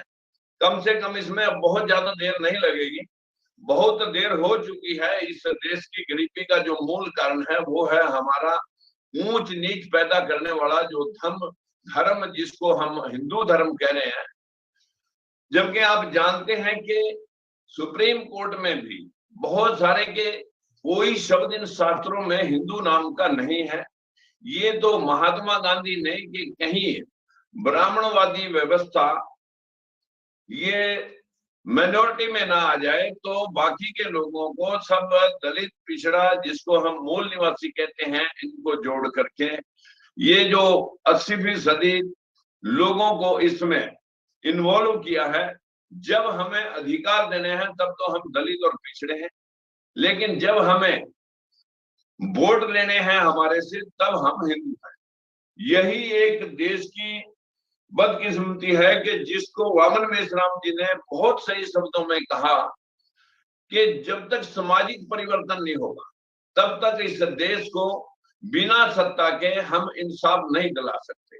अगर इंसाफ दिलाना होगा तो सबसे पहले मानसिक गुलामी और जातीय व्यवस्था जो है इसको खंडित करके हमें बराबरी करनी होगी, जैसे बाकी के देशों में है, जहां पर जाति व्यवस्था इतनी प्रगाढ़ हो चुकी है कि हम अपनी जाति पे नाज करके ये दलित और पिछड़ा जो आज अंधविश्वास में इनको फूल बरसाए जाते हैं कि आप बस भोले बने रहिए, भांग और सुल्फा पी करके और ढोल नगाड़े बजाते रहिए। यही व्यवस्था इस देश का नाश कर रही है। जबकि हमारे देश के अंदर अगर हम चाहते हैं कि ये देश आगे बढ़ जाए तो इस स्वर्ग नरक के डर से बाहर निकलना हो, अन्यथा स्वर्ग और नरक के नाम पर इस देश को लूटा गया है। इस देश को कर्म के भरोसे नहीं, भाग्य के भरोसे स्टार्ट किया गया है। क्या होता है स्वर्ग? किसी के घर में दाल दाना पानी अच्छा है, समाज में इज्जत है, घर में कलेश नहीं, मुकदमा बीमारी नहीं, तो वो घर स्वर्ग है। उसकी बनिस्बत जहाँ भाई भाई दो इंच जमीन के लिए खूनी दुश्मन हो रहा, वहां जो है आप सब जानते हैं कि या किसी पैरालाइज हो गया एक्सीडेंट में, कहीं उसके कोमा में चला गया, इन बिटवीन जो है ना, वो जो व्यक्ति पड़ा हुआ जिसको कीड़े पड़ गए, वो यही नर्क और स्वर्ग भोगता है, आसमानों में कहीं स्वर्ग या नर्क नहीं है। इसी डर की वजह से कि पुनर्जन्म में आप जो भी कमाओ, इस दलित और पिछड़े मूल निवासियों को बस यही समझाया गया कि जो कमाओ हमें दान पुण्य कर दो, और फिर हम जो है ना स्वर्ग में आपको भेज देंगे। स्वर्ग से आकर के किसी ने आज तक बताया नहीं कि मैं स्वर्ग पहुंच गया, और जाके किसी ने देखा नहीं। इसी व्यवस्था के कारण ये पूरा देश लूट रहा है। मित्रों, मैं तो इतना ही कहना चाहूंगा कि अगर आप चाहते हैं, राजनीति में तभी जा पाएंगे जब हम अंधविश्वास से बाहर निकलेंगे। हमारा दलित और पिछड़ा सिर्फ मानसिक गुलामी की वजह से आज हालात से बेबस उन बाबाओं के चक्कर में, उन पंडित पुजारियों के चक्कर में फंसा हुआ है, जो कर्म के भरोसे नहीं भाग्य के भरोसे उनको डाल रहे हैं और डर दिखा दिखा करके लूट रहे हैं। मित्रों, आज ये व्यवस्था जो आज स्टालिन साहब के प्रयासों से, ऐश्वर्या जी के प्रयासों से जो ये आज का प्रोग्राम रखा गया है, मैं उनको पुनः धन्यवाद देना चाहता हूं, और इतने सारे लोगों को आपने जोड़ा, उसके लिए बहुत बहुत धन्यवाद।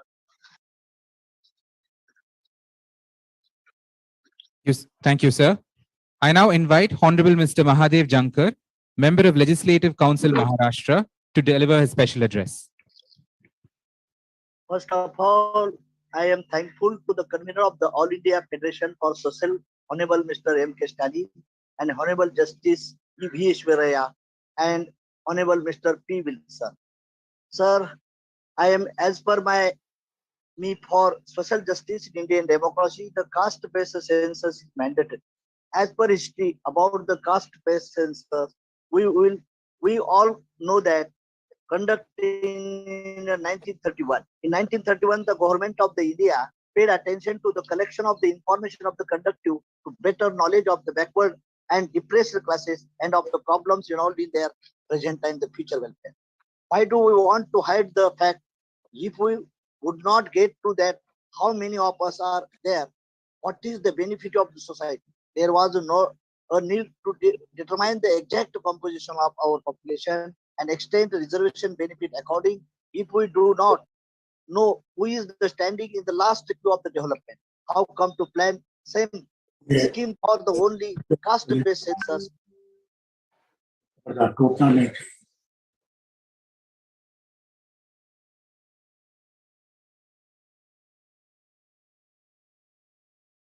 म्यूट हो गए जानकर साहब तो म्यूट हो गए। Hello. There is nothing but India UPA behaving in the same manner. That's why I am requested to you in wealth distribution. According to a report of the Axom on the wealth distribution in India released in that year 2022, the top 10 of the Indian population own 74.3% of the total wealth, while the middle 40 and the bottom 50 owns 22.9 and mere 2.8 respectively. This data give us a clear picture of the increasing class-based inequality in India society. But considering the fact the Indian society is also satisfied on the basis of the caste, we need to look into their caste system. Based composition of the top 10, middle 40 and bottom of the 50 of the Indian population in order to arrive at the fair conclusion about that the data actually represents the various caste groups in India, which caste groups were benefited from the development story of the India and which groups have been left out. This in terms of the wealth distribution, we can clearly see that upper caste groups are very overrepresented in the top of the segment of the Indian population as compared to their population share, while OBC, ST, SC and minority communities are represented in the middle and bottom of the wealth of the distribution. Thus, the structure of the wealth distribution of India mirrors the hierarchy of the caste system. That is the benefit of the policy making. The purpose of the caste census is not merely there to the reservation issue. A caste census would actually bring to the fore for the large number of the issues and that the democratic country need to attend the particularly the number of people who are the margins who are deprived or the kind of the occupation, the pursuit. That's why in caste, I am requested to all the OBC leaders, SC, ST, and minority leaders who of open challenge. Politics is the master key which would open all the doors. इसके ऊपर हमें ज्यादा प्यार करना चाहिए. मैं Stalin, MK Stalin साहब और ईश्वरैया और जस्टिस यादव और पी विल्सन को अभिनंदन करना चाहता हूँ राष्ट्रीय समाज पार्टी की ओर से. जब तक रीजनल पार्टी के नेता देश के प्रधानमंत्री नहीं बनेंगे और तब तक हमारा हित नहीं होगा. कांग्रेस और बीजेपी से हमारे समाज के भी पीएम बनेंगे तो काम नहीं होने वाला है. इसलिए अपने सोचना चाहिए. स्टालिन रहे, यह भी अखिलेश यादव रहे, तेजस्वी रहे, ये लोग जब तक प्राइम मिनिस्टर नहीं बनेंगे ईश्वरा साहब, तब तक हमारा हित नहीं होने वाला. ब्यूरोक्रेसी में भी हम भी कैबिनेट मिनिस्टर थे, कुछ नहीं होता था. आपको कोई सुनने वाले नहीं.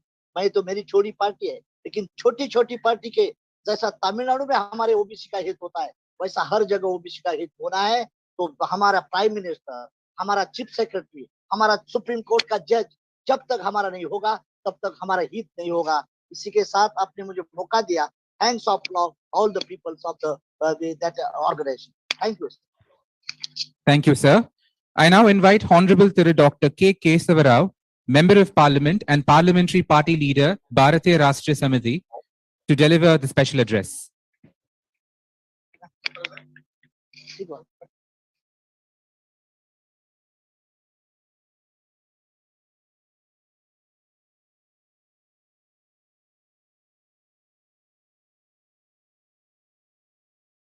Anna, unmute, please kindly unmute, Honorable Member of Parliament Kesava Rao ji. Unmute, please kindly. Am I now audible? And now we are audible.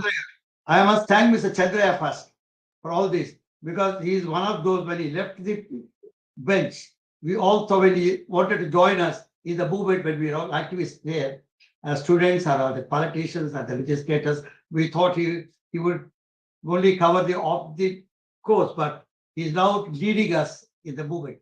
And sir, this seminar, which is inspired by Mr. Stalin, as most of the speakers have said, is not enough. Seminars are not seminars. Webcasts are no webcasts. The condition of the BCs, the socially backward people, is same as it has ever been, and it will remain same. We need to ask that question as to why it is so. It is not the first time we are talking about the OBCs and talking about the poor in this manner.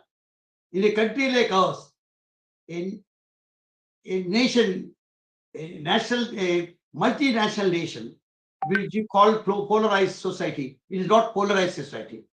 It is some kind of, if people pardon me, it is a Brahminical order, because Varna order, of which you have reduced the entire society into, is one thing which has been divided into purity and also the pollution. And in the pollution, we have come into. Now we need to fight that pollution. We have been talking about this forever. Mr. Mole, who is here, whose presence I recognize, has written in his reform report all about it in the 4th volume. Now, why I'm saying this is, we need to find out. We have reservations of affirmative action. We have education, whether it is progressive one or revivalist one, is for you to decide. Because if I say I'm a critic of the education system, so it is the education policy. So apart from that, we have the so-called schemes which my friend Derek has rolled out. All these are, in spite of all that, why is our condition is so bad as it has ever been? This has to be found out. And I represent a constituency, let us say all of us represent a constituency where the majority, according to you, is OBCs. Is of the OBCs, SCs, STs, minorities, and others. Why is that you are not getting elected? Why is that only the Reddy Sahab or the Brahmin Sahab or the Kamba Sahab or the Velba Sahab is getting elected? So this has to be found. That is why when we talk about education, I say don't say use education for awareness sake. Use education for motivation sake. Let the boys be motivated into social realities and social justice. Now, social justice here is means distributive justice. Social justice here means a long chapter. So I would not include, because we are born in a very peculiar society where I can't just talk what exactly is social injustice. Everything is justice to us. Whoever is the poor is injustice. And unfortunately, all the poor are backward classes, mostly. Now, I think when we are talking about democratic society, in a democratic society, it is only nothing but majoritism, is it not? Majority should make the rule. But we are majority, but we are nowhere to recognize with. So these are few questions which are coming. Can I come in? Pardon? Farooq sir, kuch bolna tha. I thought after you, I could come in and address. So I will end this. I have nothing more to say, but say all that you are saying is correct, but at the same time, let the public worker take up the task of changing bringing the social change. This legalities and other things, we have everything in the constitution and legal amendments in the constitution have also come in. They're all there. Yet we need to take it up as a challenge, as a social challenge, as a social revolution, because political revolution is only an offshoot of social revolution. Thank you very much.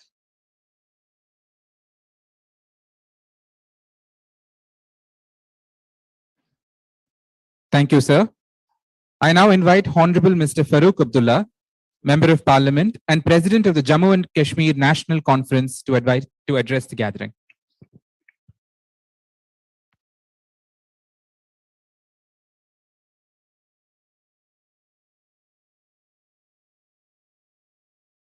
Sir, we request you to kindly unmute the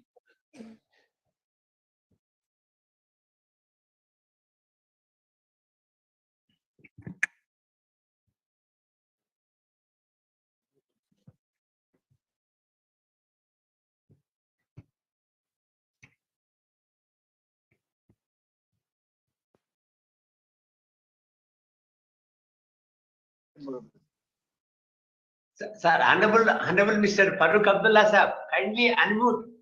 कृपया आप unmute करिए. Unmute करिए भाई साहब, आपका mic mute में है.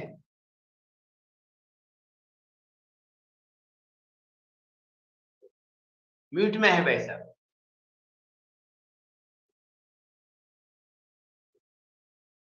No kindly unmute. उसका स्पीकर के ऊपर दबाए तो फिर अनम्यूट हो जाएगा. दो आइकन्स रहेंगे इधर, एक वीडियो का एक म्यूट का स्पीकर, उसमें दबाए तो अनम्यूट हो जाएगा.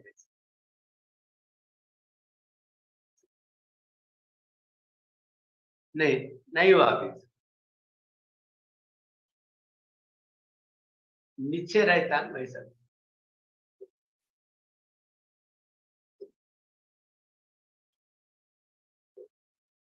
म्यूट में है भाई साहब.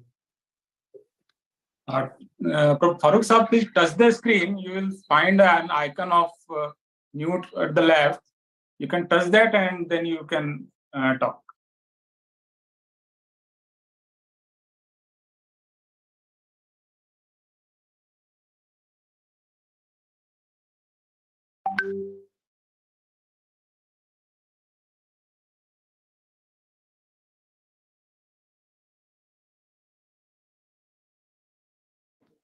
Since we have some technical issues, I request the Honorable Thiru Sanjay Singh, Member of Parliament, Aam Aadmi Party, to deliver the special address.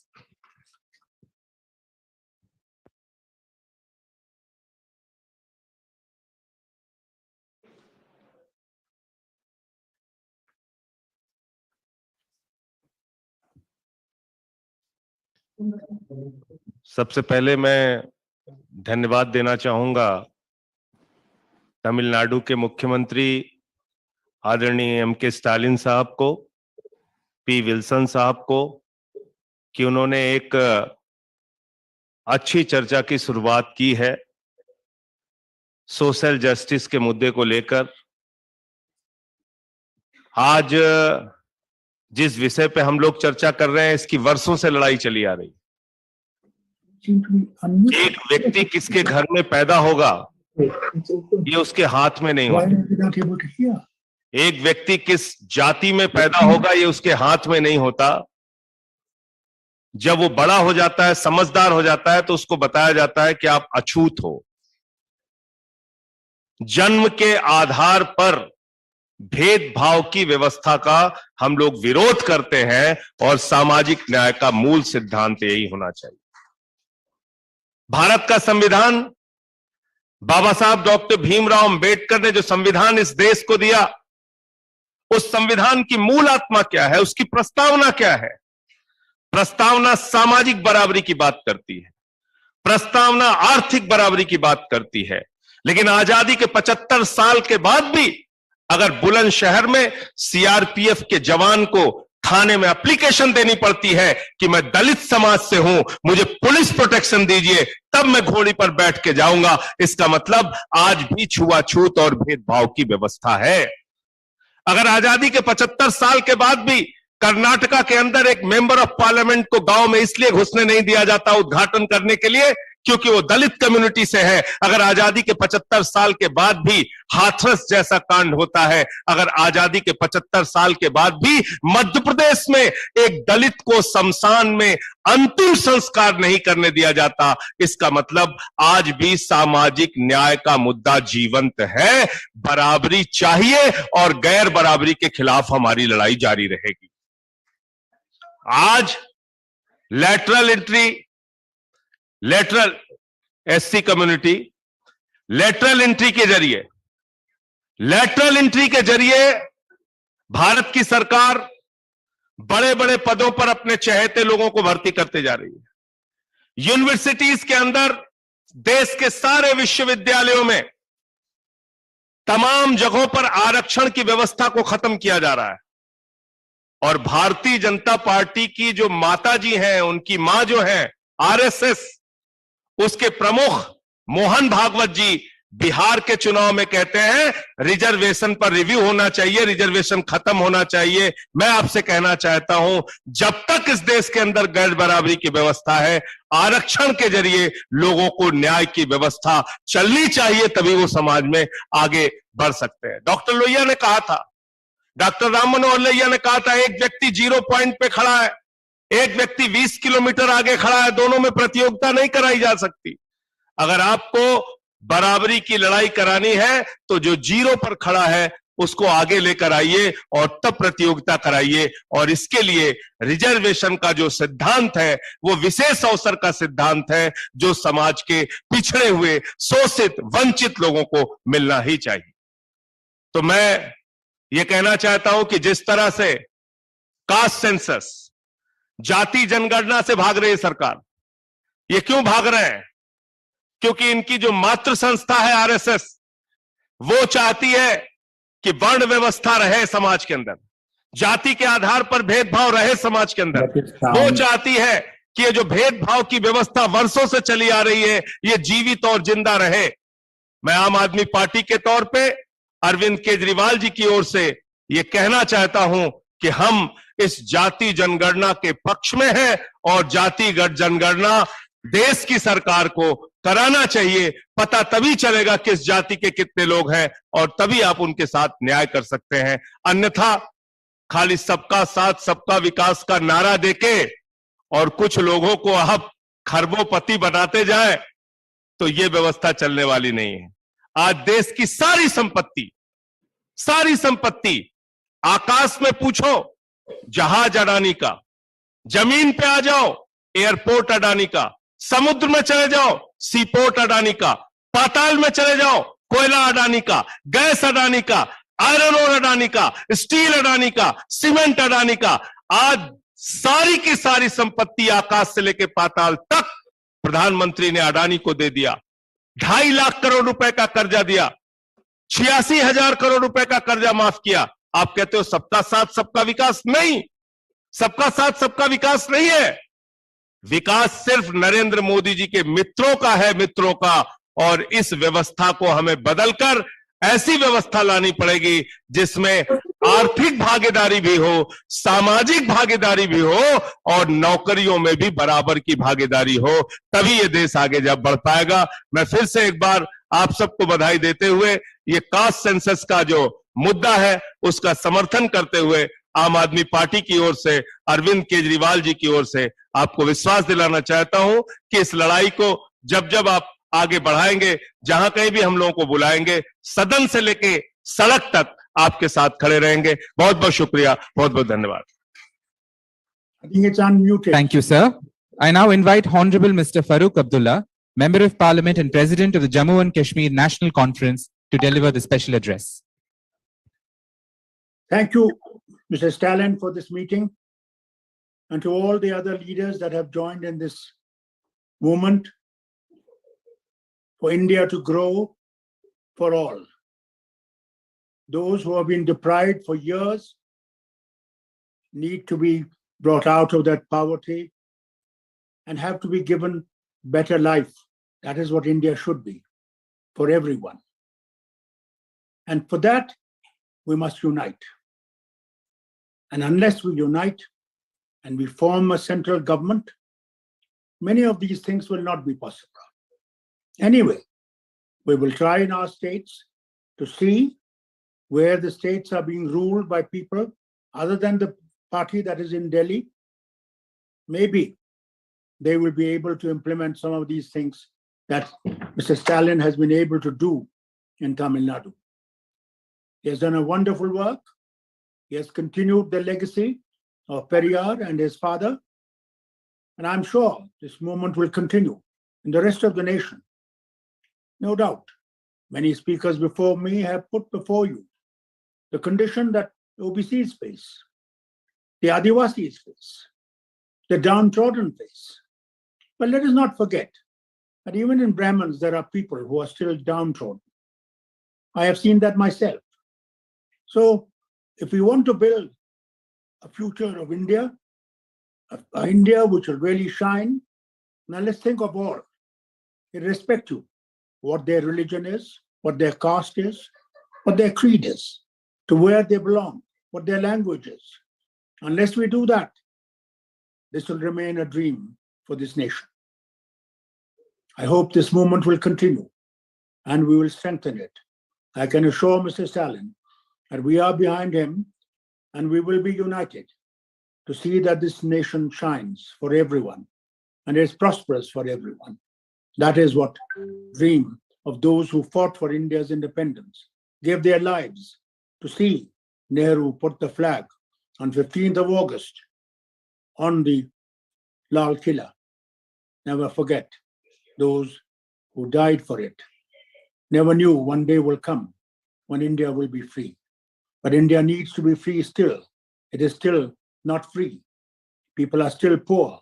People are still without education, without health, the primary things that nation needs.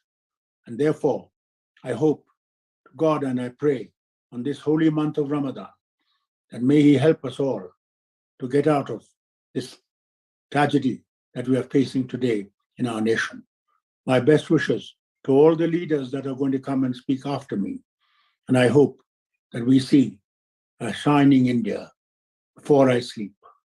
I hope that day comes and we can all together look at India as a nation that can be a beacon of light for the rest of the world. God bless you all, and God bless Tamil Nadu and its Chief Minister and its people for the movement forward. Thank you. Thank you, sir. I now invite Honorable Mr. Sitaram Yechuri, former Member of Parliament and General Secretary of the Communist Party of India, Marxist, to deliver his special address.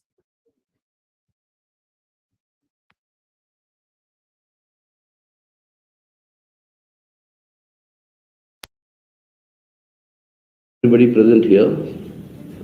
At the outset, I must profusely thank Thiru Stalin for inviting me and all the others for this important consultation on how to carry forward the struggle to ensure social justice in our country. Thiru Stalin has been admirably carrying forward the struggles launched initially by the Periyar, whose legacy was continued by Thiru Annadurai, subsequently by Kalangar Thiru Karunanidhi, and now Thiru Stalin is taking forward this whole struggle to ensure that social justice can be achieved on the four foundational pillars of equality, social justice, rationalism, and self-respect. Now, these are very important elements in the struggle for social justice. Unfortunately, social justice has often been understood merely as being limited to reservations.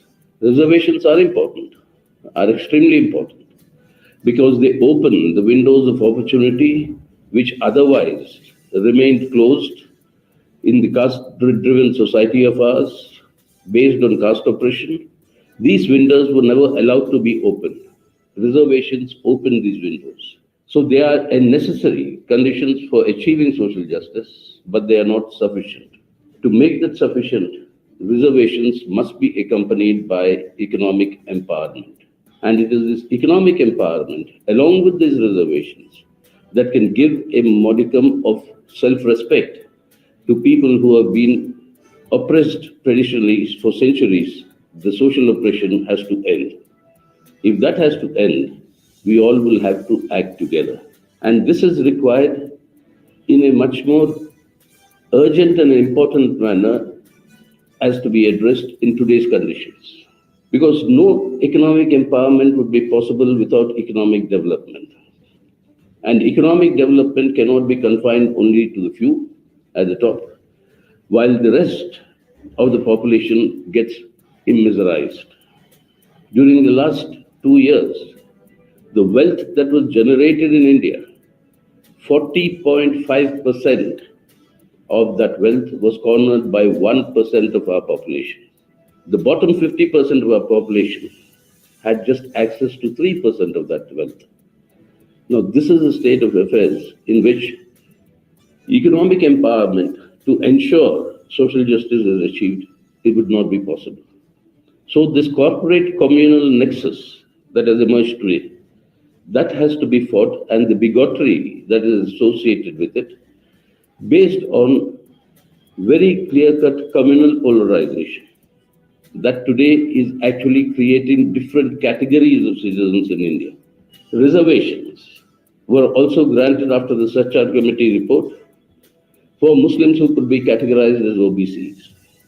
Now, in the state of Karnataka, the BJP government has annulled the classification of Muslims as OBCs, while it remains for Jains and Sikhs and other minority religions, but for Muslims it has been annulled.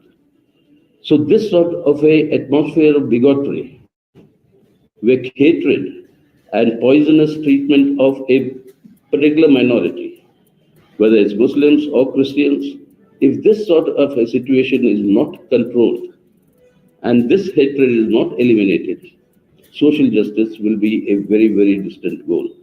And we seem to be moving further away unless we combat this communal corporate nexus that has come to rule the country today. And in that direction, it is important that all of us who are assembled here must come together to ensure that the foundational pillars of India's constitution, these foundational pillars, that is secular democracy, economic sovereignty, social justice, and federalism, are protected, safeguarded, and strengthened in the days to come. Therefore, this is a very important initiative undertaken by Thiru Stalin and the DMK. And to implement this at the national level, given the plurality in our country, the diversities in our country, it is necessary that in every region and state, the peculiar conditions must be properly studied, so that for this common objective of advancing the cause of social justice, we can all unite properly. And that is why today, self-respect is one of the major issues involved. Just a couple of days ago, we observed the Vaikom Satyagraha, the historic Vaikom Satyagraha entering its 100th year. A Satyagraha that was saw the participation of Mahatma Gandhi, which saw the Periyar going to Kerala, going to Vaikom, which saw Sri Narayan Guru participating in that Satyagraha.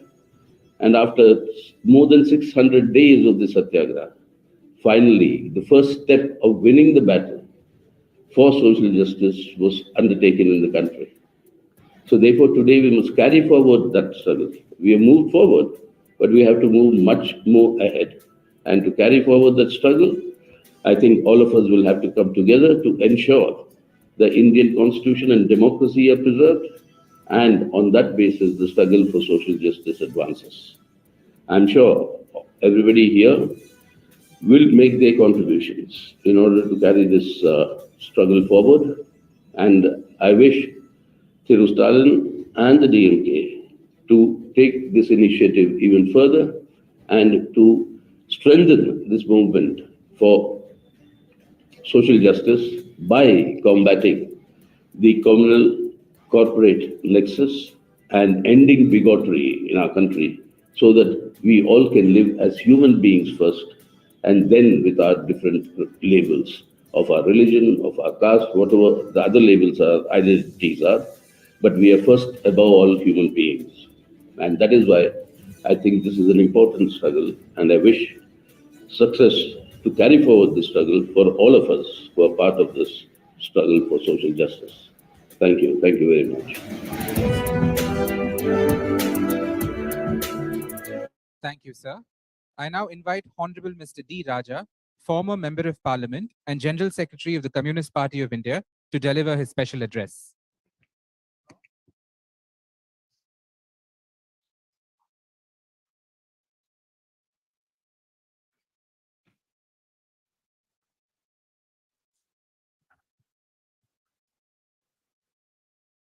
Honorable Chief Minister of Tamil Nadu, my very beloved brother, Mr. Stalin,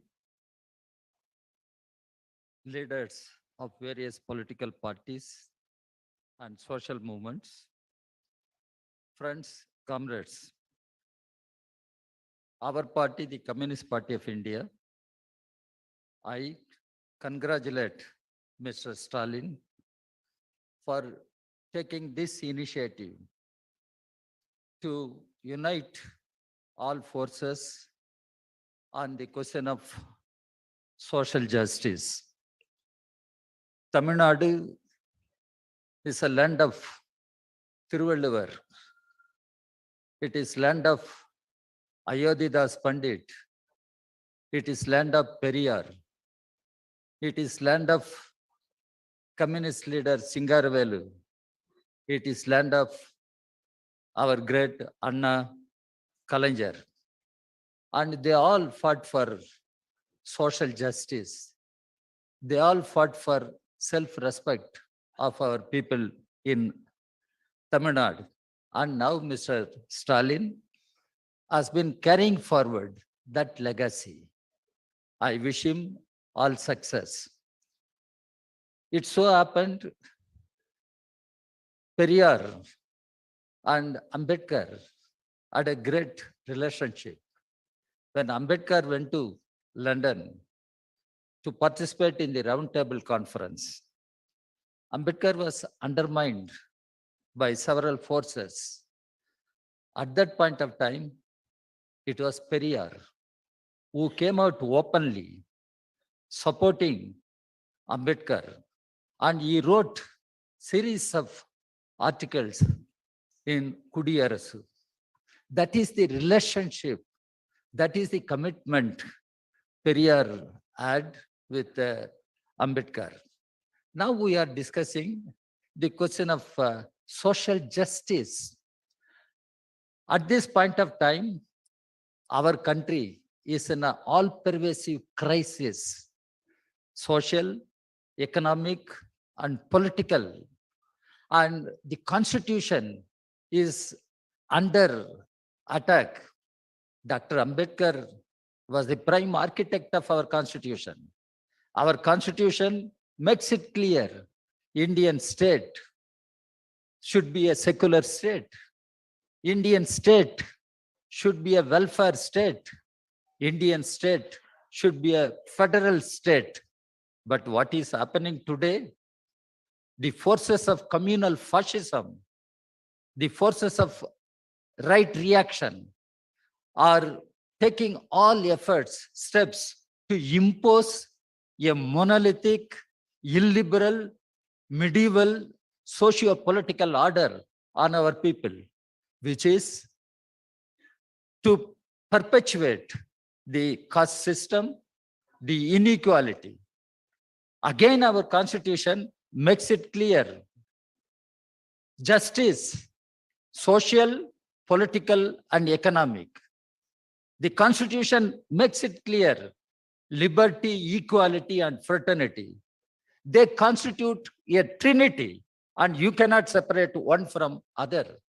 But this constitution is being attacked, and there are efforts to throw out this constitution. In such a situation, what is social justice? What is social justice? And here we all should try to understand the fundamental challenges that we face today. The fundamental challenges in our battle for social justice are caste, class, and patriarchy. Dr. Ambedkar made it clear. Caste is a monster. Wherever you go, that monster crosses your way. Unless you kill that monster, you cannot think of any political reform or economic reform. That is the situation in our country. That is the situation in our country. In such a situation, how we can work together? How we can work together to end the caste system, to work for annihilation of caste, and to end class exploitation, and to ensure gender equality. Then only we can strive for a classless, a casteless India, a society which I call a socialist society. But what is happening today in our country? The caste has become a big challenge. Here, reservation, everyone agrees. Reservation is not a poverty alleviation program. Reservation is not a poverty alleviation program. Reservation has been fought and introduced in order to uplift the socially, economically, educationally deprived sections of our people. They are Dalits, Adivasis, and OBCs. Now, reservation ensures access to education, employment in public sector. Where is the public sector? All public undertakings are being privatized and sold out to big corporate houses, big business houses. Where is the scope for reservation? This time has come. We will have to fight for reservation in private sector. Why not? Why government is not thinking on that issue? Reservation in private sector?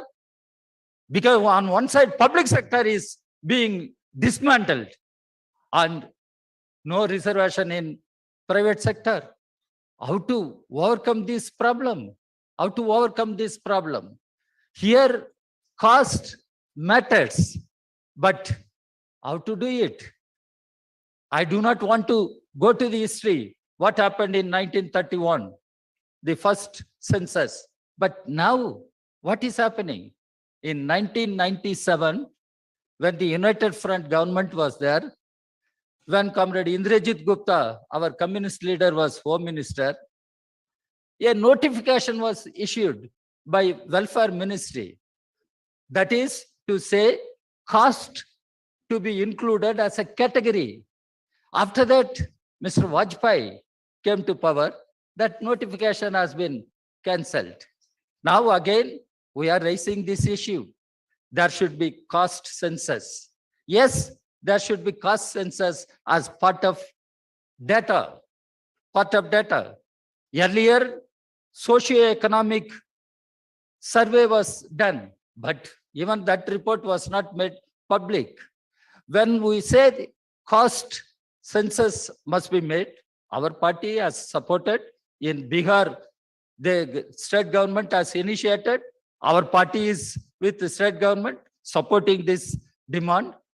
And at national level, what we should do? Yes, we should opt for collection of caste data. At the same time, I must draw your attention. In India, we must strive for the unity of OBCs and SC/STs. And the conflict, if it arises between OBCs and SC/STs, that is not good for the progressive movement in the country.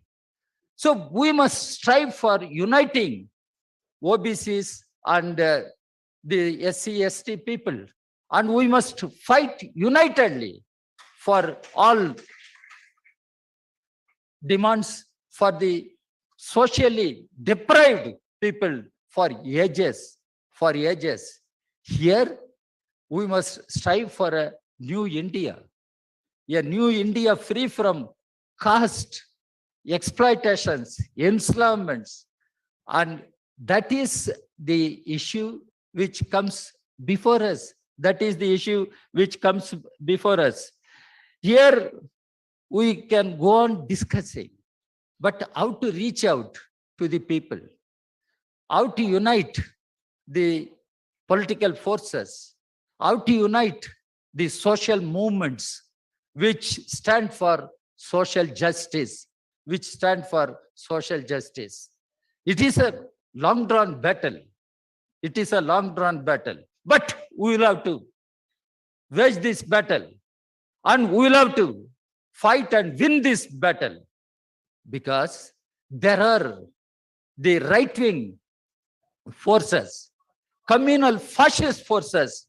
They think they can take the whole country for granted, political parties for granted. Now, we need to save the nation. We need to save the constitution. We need to save the interests, the rights of socially deprived sections of our society, the OBCs, SC, ST. How to do it? That is the challenge before us. Here, I understand Mr. Stalin has taken a very great initiative on a critical issue like social justice. He has taken the initiative to mobilize all forces, political, social, at national level. And we will have to carry forward this legacy. Our party, the Communist Party of India, shares the concerns of Mr. Stalin and DMK, and we commit ourselves to work together for a better society, for a better nation. So friends, comrades, this is before us. Our future generation should think. We keep on remembering Ambedkar, Periyar, Phule, Guru Nanak, everybody. But the future generation should remember us that we fought for a better society, a better nation. And this initiative will go as an historic initiative taken by Mr. Stalin, and we all need to support this initiative. Our party gives its full support, and our party gives all best wishes for Mr. Stalin and this organization. Thank you very much. Thank you, sir. I now invite Honorable Mr. Tejashvi Yadav, the Honorable Deputy Chief Minister of Bihar, to deliver his special address. I wholeheartedly welcome everyone present in All India Federation for Social Justice, First National Conference.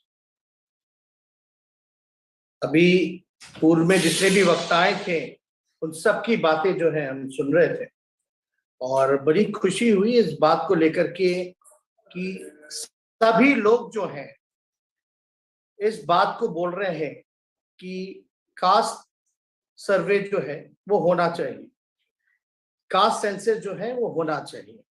मैं आप सब लोगों को बता दूं कि जो हमारी महागठबंधन की सरकार है, वो हम सब लोगों ने मिलकर के कास्ट बेस्ड सर्वे कराने का ऐलान किया और इसकी शुरुआत जो है हो चुकी है। और इसकी लड़ाई हमारे पिता आदरणीय लालू जी ने हर मुकाम पे लड़ा है, सड़क से संसद तक इसकी लड़ाई लड़ी। और क्योंकि राज्य सरकार जो है कास्ट सेंसस जो है नहीं करा सकती है, इसलिए हम लोगों ने सारे पहलुओं को देखते हुए हमारी सरकार ने फैसला किया कि कास्ट बेस्ड सर्वे जो है वो कराई जाए। तो इसकी शुरुआत हो चुकी है। और जैसा आप लोग सब लोग जानते हैं कि सामाजिक न्याय, सोशल जस्टिस के लिए पेरियार साहब, अन्ना जी, करुणानिधि जी, कर्पूरी ठाकुर जी और हमारे पिता ने संघर्ष किया। कई मुकाम माइलस्टोन्स जो हैं हम लोगों ने लागू जो है हम लोगों ने पाया है, मुकाम जो है पाए हैं। और भी हम लोगों का कई संघर्ष करने की जरूरत है और काफी चीजें मुकाम पाना, हासिल करना अभी बाकी है। और अभी हेमंत सोरेन साहब यहाँ बैठे हुए हैं। हम सब लोग को एक कलेक्टिव कंसर्न है कि जो भी विपक्षी दल है या कांग्रेस प्रदेश शासित राज्य है, वहां 27% रिजर्वेशन, 27% रिजर्वेशन हम लोगों को राज्य सरकार को करना चाहिए। लेकिन चिंता इस बात की होती है कि जब छत्तीसगढ़ की सरकार 27% ओबीसी के लिए रिजर्वेशन लाती है और झारखंड सरकार जब 27% की रिजर्वेशन लाती है, तो वहां के गवर्नर साहब जो है दोनों प्रदेशों के, वो रोक लेते हैं।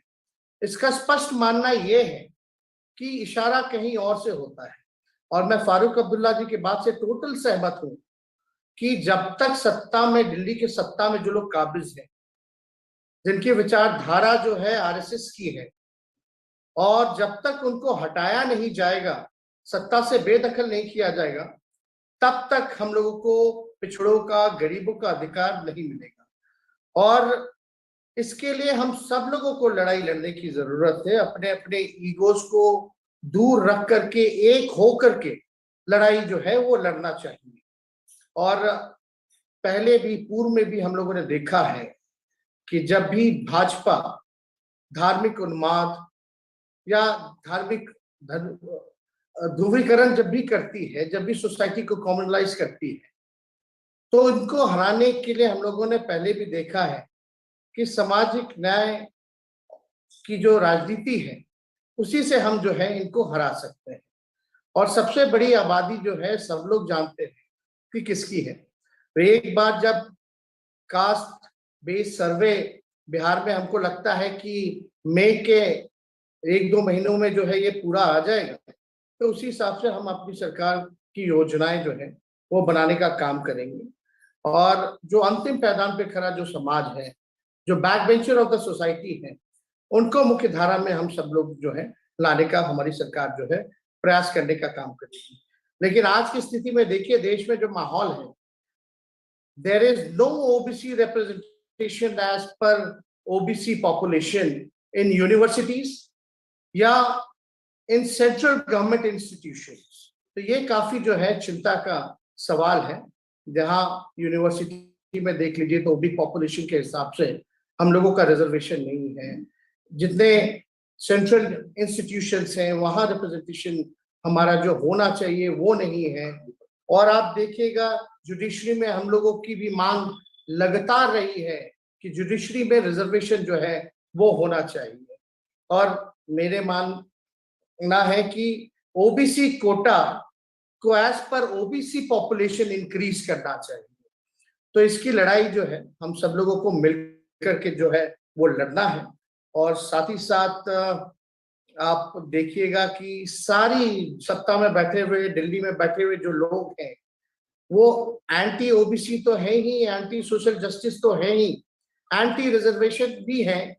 और आज जितने इंस्टीट्यूशंस हैं जहां भी रिजर्वेशन लागू होते थे, जो ओबीसी हो, एससी हो, एसटी हो, जिनको रोजगार में रिजर्वेशन मिलता था, नौकरियां मिलती थी, आज वैसे सारे इंस्टीट्यूशंस को प्राइवेटाइज कर दिया जा रहा है। जब सरकारी संस्थाएं जब प्राइवेटाइज हो जाएंगी तो आरक्षण का क्या महत्व रह जाएगा, कोई मतलब नहीं रह जाएगा। और आज देखा ही जा रहा है कि सारे, चाहे बीएसएनएल हो, रेल हो, सेल हो, भेल हो, हर एक चीज को जो है बेच दिया जा रहा है। तो इसलिए अब सबसे ज्यादा महत्वपूर्ण ये आ जाता है कि इनको तो हराना है आने वाले 2024 के चुनाव में, लेकिन साथ ही साथ हम सब लोगों को मिलकर के लड़ाई जो है, अभी डी राजा साहब बता रहे थे कि प्राइवेट सेक्टर में रिजर्वेशन जो है हम लोगों को उसके लिए मिलकर के संघर्ष करने की जरूरत है। और जब तक प्राइवेट सेक्टर में रिजर्वेशन नहीं होगा तब तक लोगों को जो है इंसाफ और जो है नहीं मिलेगा।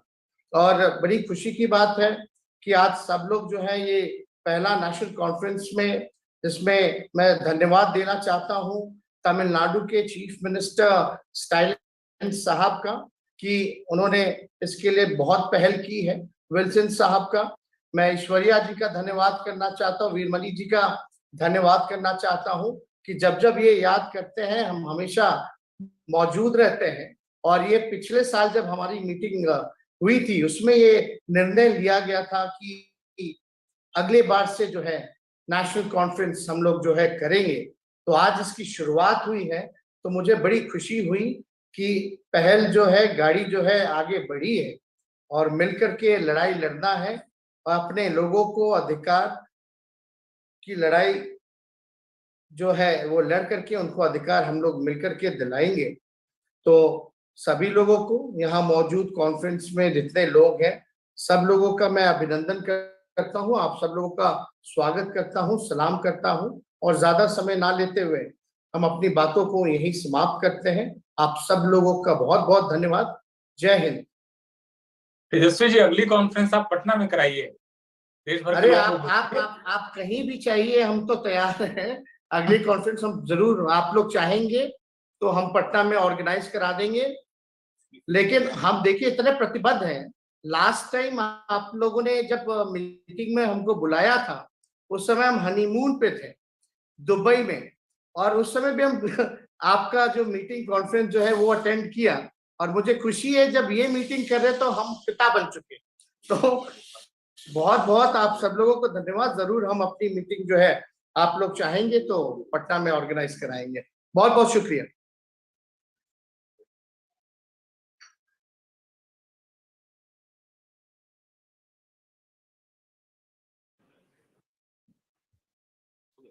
Thank you, sir. I now invite Honorable Mr. Akhilesh Yadav, Leader of Opposition Uttar Pradesh and President of the Samajwadi Party, to deliver the special address. सबको सभी के लिए, एवरीथिंग फॉर एवरीवन के उद्घोष के साथ all India federation for social justice की स्थापना का सत प्रयास सराहनीय है।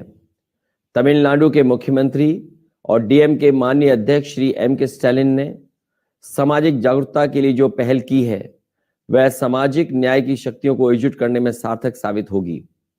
दक्षिण भारत में श्री पेरियार ने जिस सामाजिक आंदोलन की अलग जगाई उससे अछूता उत्तर भारत भी नहीं रहा था। तमिलनाडु के तत्कालीन मुख्यमंत्री श्री करुणानिधि और उत्तर प्रदेश के तत्कालीन मुख्यमंत्री श्री मुलायम सिंह यादव की भी मुलाकात हुई थी। उन नेताओं की भेंट का ऐतिहासिक और राजनीतिक महत्व कम नहीं आंका जाना चाहिए।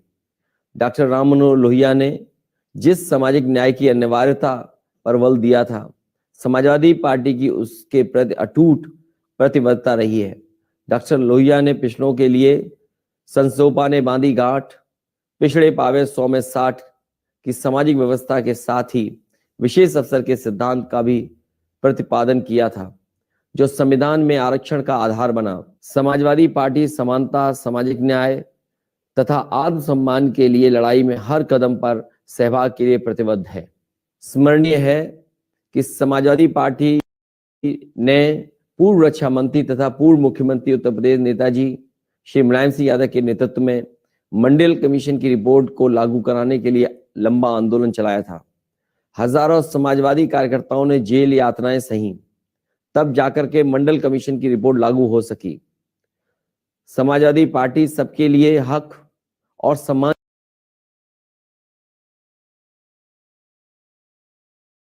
चाहती है। इसलिए समाजवादी पार्टी का मानना है कि जब तक सामाजिक न्याय नहीं होगा, तब तक न आर्थिक समानता आएगी और ना ही सामाजिक गैरबराबरी का अंत होगा। समान अवसर और सम्मान के साथ सभी को जीने का अधिकार मिलना चाहिए। शोषण मुक्त समाज की स्थापना ही समाजवाद का ध्येय है। आज आवश्यकता है कि शोषणकारी व्यवस्था की समाप्ति और संपन्नता के प्रति के लिए सामाजिक न्याय की शक्तियां संगठित और सशक्त हों। इसके लिए परस्पर विमर्श, कार्यक्रम तथा संघर्ष का रास्ता ही बचता है।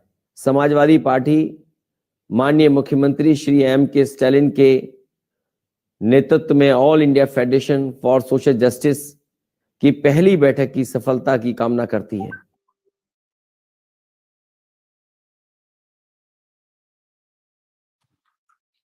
Thank you, sir. I now invite Dr. M. Veerappa Moily, former Chief Minister of Karnataka and former Union Minister of the Indian National Congress, to deliver the special address.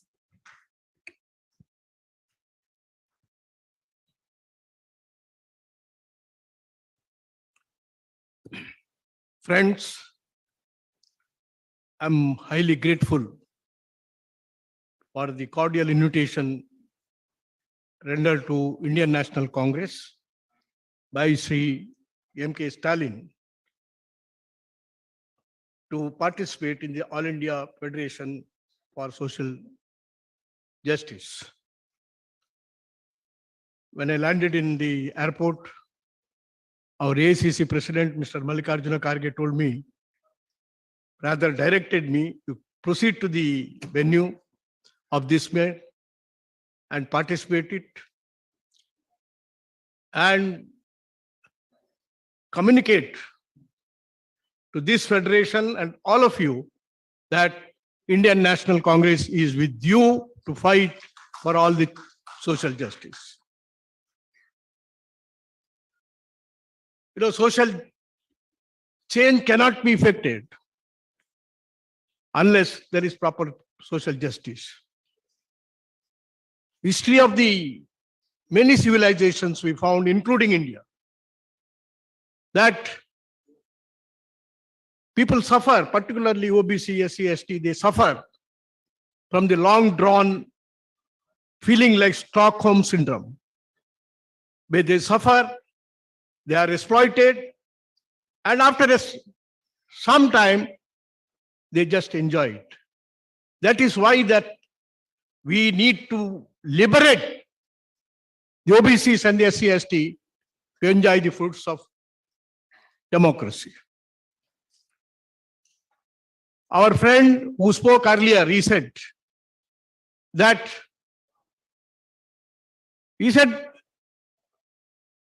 by the mere launching of the Constitution, we are not made India. Because India has to be made through the mandate given by the Constituent Assembly, headed by Dr. B.R. Ambedkar, to ensure that the benefits should accrue to this class of people. I can give one example. Dr. Manmohan Singh appointed me as a chairman of the Oversight Committee to ensure, you know, there was an amendment to the Constitution that was challenged, and he told me, you'll have to come out with a solution for it. I had a lot of hostile members within my own committee. I had to struggle for it. No sooner we wanted to implement, almost all the chairmen of the institutions, you know, the higher education institution governed by the government of India, they tendered their resignation. In protest against implementation, they said, these are all the sacred institutions. You know, the institutions will be destroyed. That is why we are tendering resignation. I called all the directors of these institutes, maybe AIIMS, IITs, IIMs, many such institutions. They all came. I said, what is your problem? No, the sanctity of the institution will be destroyed. I said, what is your place? What is the place of your institutions in the world economic scenario? No place at all. I said, I gave one slogan: expansion, inclusion, and excellence. I conducted a survey in South India, particularly Kerala, Andhra Pradesh, Karnataka, Tamil Nadu, where the reservation is in force. Yes, the report came from the people who are in the academics. The report is, first year, yes, these OBCs did not fare well. But the second year onwards, it is only those OBCs who secured the first rank, OBCs who secured the first class, OBCs who stood first. This is the scenario. That means the talent is available. Respond it, because it is in the ocean that you can find variety, quality fishes, not in the pond, small pond. This is India. We implemented it 27%. Today, of course, the present government is trying to dilute the admissions. As a chief minister, I implemented common entrance test to ensure reservation to the students, and 50%, including the scheduled caste, scheduled tribe, and they got admission, thousands of admission to become the engineers, doctors, everybody. And I gave stipend and the scholarship, all those persons who cannot afford to have access to the institution. We have seen it, and they have done very well. It's the backwardness of the mind of the administrator which is holding it back. So today the initiative taken by M.K. Stalin is excellent. I salute him. And we are not lacking in talent. We lack in the drive. That is how we need to liberate them from this kind of a situation we are put in. And it is. And in fact, I must tell you that we need to have this kind of a movement. I think it is only through the movement which you intend, M.K. Stalin ji, that we can liberate the people. We should not forget today we are in the reverse gear of social justice. We have to take it forward, which requires a lot of effort, solidarity. Indian National Congress is with this movement. We'll work together to ensure that social justice is never denied. I must tell you incidentally that it was the first Prime Minister of this country, Jawaharlal Nehru ji, when he found that there is a movement in Tamil Nadu, he responded to that movement. The first amendment to the Constitution of India is with regard to the providing the reservation to the backward classes. We should not forget about it. It cannot be done by hypocrisy, but he stood on the floor. Himself moved the resolution for amendment, the first amendment to the Constitution to introduce, the reservation to the backward classes. This is the history. We followed it up. When we wanted to introduce, VP Singh wanted to in fact implement the recommendation of the Mandal Commission, there was a lot of protest. And after P.V. Narasimha Rao came, we all prevailed upon him. We must implement recommendation of the Mandal Commission. We did recommend the Mandal Commission. At that time, even before the Supreme Court, all of us engaged very senior counsels, effective lawyers, to ensure that Indira Sahni judgment came out for implementation of the Mandal Commission. That is why this has to be taken forward to the movement. Caste census is a must. Without caste census, now the Supreme Court has awakened and said, without the data, we cannot implement reservation. I think it's a high time that we have the national, 2021, caste census should have been done. It is postponed because of the COVID. Now it is the right time that, we must all press. I think lead a social movement to ensure that the caste census is taken. It is because we do not know who is enjoying what. In the darkness, we cannot implement the social justice, such measures. It is only through the concrete data that we can implement it. So it's the right time that MK Stalin has taken this initiative. Take forward this initiative. We are all with you, MK Stalin ji. Go forward. Indian National Congress is with you.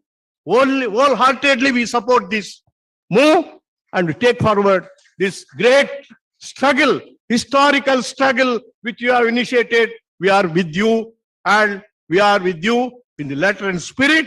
And in fact, we must show to the people that social capital, many of you have read out the statistics, how the social capital is concentrating in few persons. Social capital should belong to the people of this country, and it is making the social capital, the expansion of the base of the social capital, then only this country's liberty can be protected, then only that awakening can happen. We have a very bad legacy. Previous to independence, when we gained independence, our literacy rate was only 14%. That means to say, all these OBCs and SC/ST, they could not enter the Gurukulas, the temple premises where the schools are run. Britishers wanted to perpetuate that kind of a, philosophy of the society, and because they enjoyed it, because they are supported by them. I think the liberation has to take place. It is the education, number one. The education should, all kinds of education should reach out to every citizen of this country, particularly OBCs, SC/ST, so that they can liberate themselves. I think this is the struggle, this is the historic fight for which all of us join together, and each one should not take his own agenda. Let there be a wholesome agenda so that we'll succeed in this great historical struggle. Thank you very much. Thank you, sir. I now invite Honorable Mr. Ashok Gehlot, Chief Minister of Rajasthan, Indian National Congress, to deliver his special address. Respected MK Stalin ji, Hemant Soren ji, Chief Minister Jharkhand, Kani Modi ji, Tejaswini Yadav ji, Deputy Chief Minister Bihar, respected Veerappa Moily ji, ex-Chief Minister Karnataka, D. Raja ji, Senior Leader CPI, Mr. Wilson ji, Member Parliament DMK. सबसे पहले मैं all India federation of social justice के organise करने पर मैं आपको बधाई देना चाहता हूँ। सामाजिक न्याय जो है सदियों से संघर्ष के लिए रहा है। SC/ST OBC आज भी संघर्ष कर रही है। डॉक्टर अंबेडकर साहब ने बनाया कॉन्स्टिट्यूशन और कांग्रेस आजादी के पहले और बाद में लगातार संविधान के निर्माण में भूमिका अदा करी। उसके बावजूद भी आज भी महसूस करते हैं कि किस प्रकार से भेदभाव होता है। बहुत बड़ी समस्या है, SC/ST के सामने भी है। हम बात तो करते हैं इक्विलिटी की, परंतु उसके बावजूद भी आज भी जो अनटचेबिलिटी है वो भी इनह्यूमन है, और OBC वाले हैं उनकी भी कई समस्याएं पैदा होती है जगह जगह पर। डॉक्टर मनमोहन सिंह जी के वक्त में और सोनिया गांधी जी के वक्त में जो ये कानून बने थे अधिकार देने के, एक कदम आगे बढ़े थे, जिसमें नरेगा के साथ में RTE, RTI, food security act बने थे। अभी मैंने आपको जान के खुशी होगी प्रधानमंत्री मिस्टर नरेंद्र मोदी को मैंने पत्र लिखा है कि आपको एक कानून पूरे देश में लागू हो सोशल सिक्योरिटी का पार्लियामेंट के अंदर बनना चाहिए। मैं उम्मीद करता हूँ कि आप सब इस पर दबाव डालेंगे केंद्र सरकार पर, जिससे कि सोशल सिक्योरिटी के लिए भी हमेशा के लिए, जैसे दुनिया के मुल्कों के अंदर है, कई राष्ट्र जो है वो सोशल सिक्योरिटी के अंतर्गत परिवारों को जितनी जरूरत होती है उसके अकॉर्डिंग टू उनको वीकली पैसा मिलता है। हमारे यहाँ पर डिफरेंट स्टेट डिफरेंट धनराशि जो देते हैं हम लोग ओल्ड लोगों को भी, विडोज को भी और डिसेबल्ड को भी। तो कानून बन जाएगा तो सबको अधिकार मिल जाएगा सोशल सिक्योरिटी का। तो मैं समझता हूँ कि इसकी सबसे बड़ी आवश्यकता है। और जहां तक सवाल है कास्ट बेस्ड सर्वे का, 1931 में जो सर्वे हुआ था लास्ट सेंसस के रूप में, उसके बाद वो कभी हुआ नहीं है। बिहार ने जो शुरू किया वो सर्वे है, सेंसस नहीं है। सेंसस जब हम जानते हैं कि सेंट्रल गवर्नमेंट ही कर सकती है, तो तमाम चीफ मिनिस्टर साहबान को मैं रिक्वेस्ट करूंगा कि हमें जवाब देना चाहिए केंद्र सरकार पर। अभी कांग्रेस के अधिवेशन हुआ था रायपुर में, उसमें जो रिजोल्यूशन किया गया उसके अंदर भी ये मांग की गई है कि हमें कास्ट बेस्ड सेंसस कराना चाहिए केंद्र सरकार को। तो मैं उम्मीद करता हूं कि वक्त आ गया कि इसमें हम लोग कामयाब होंगे। और सोशल सिक्योरिटी के लिए हमने कुछ कदम उठाए हैं, कंपल्सरी एफआईआर का भी। आप जानते हैं कि गरीबों की सुनवाई नहीं होती है पुलिस स्टेशन पे भी, SC ST OBC लोगों की विशेष रूप से। हमने यहाँ पर FIR को कंपल्सरी किया है पुलिस स्टेशन के अंदर, उसका बड़ा इम्पैक्ट पड़ा। 156(3) में जो केसेस आते थे कोर्ट से, उसकी संख्या बहुत कम हो गई और तफ्तीश इन्वेस्टिगेशन का टाइम बहुत कम हो गया। SC ST OBC को काफी हद तक न्याय मिलने लगा है। मैंने जो मिनिस्ट्री फॉर्म की है राजस्थान के अंदर, उसमें भी 18 लोग जो है वो out of 30, 18 SC ST OBC के हैं और 2 माइनॉरिटी के हैं। इस प्रकार से हमारा प्रयास है किस प्रकार से हम लोग माइनॉरिटी के साथ साथ में SC ST OBC को भी हम लोग किस प्रकार स्ट्रेंथन कर सकते हैं। सबका ध्येय एक ही है कि किस प्रकार से हम सोशल जस्टिस का जो आपने ये जो स्लोगन दिया है, all India federation of social science के गठन करके एक शुरुआत की है, उसके लिए आप बधाई के पात्र हैं। और मैं उम्मीद करता हूं कि आने वाले वक्त में ये जो नई शुरुआत हुई है, ये पूरे देश के अंदर हर प्रदेश में भी, हर जिले में भी एक मैसेज जाएगा। और मिस्टर स्टालिन का इस कदम को उठाना एक मायने रखता है देश के लिए।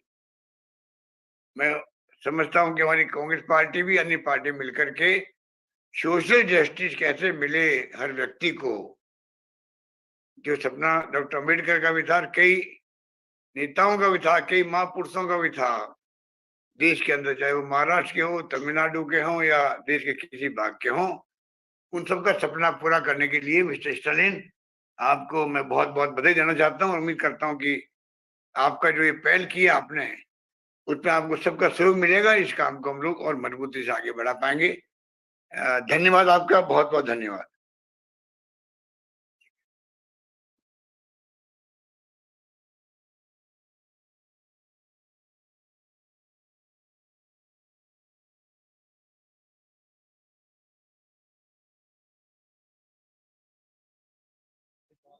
Thank you, sir.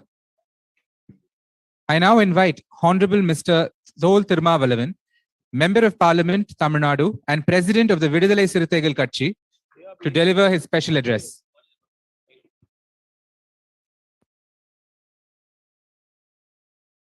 Most respected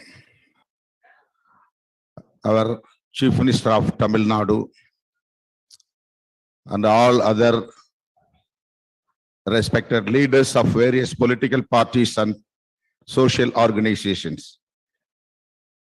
My warm greetings to you all for success of this event. We are here to discuss the issue of social justice. Why we need this conference for social justice? Because there is a great threat to the social justice in our country. Social justice is a concept which is against to Sanatan justice. There are two concepts in our country. One is Sanatan concept, another one in social justice concept. We are here to save social justice for equality. Social justice for equality. Sanatan justice for inequalities. So we have to consolidate all the democratic forces across the country to save the social justice, to save the constitution, to save our nation from the Sanatan forces. Social justice is an aspect, fundamental aspect of a democratic society that ensure equal opportunity, equal representation, equal rights for all citizens, irrespective of caste, creed, religion, or gender. Baba Sahib Dr. Ambedkar made the constitution which provide justice socially, economically, politically. He has given priority to social justice in the constitution. If there is a threat to the social justice, it means there is a threat to the constitution. So we have to fight to save our constitution. This is the challenge in front of us in the current situation. The ruling party, BJP, is not an ordinary political party. This is a political wing of Sangh Parivar. We know very well. Sangh Parivar's agenda is the agenda of BJP. Sangh Parivars are not for social justice at any cost. They will be against social justice. BJP government attempt to destroy the basic structure of the constitution. It is nothing but direct attack on social justice.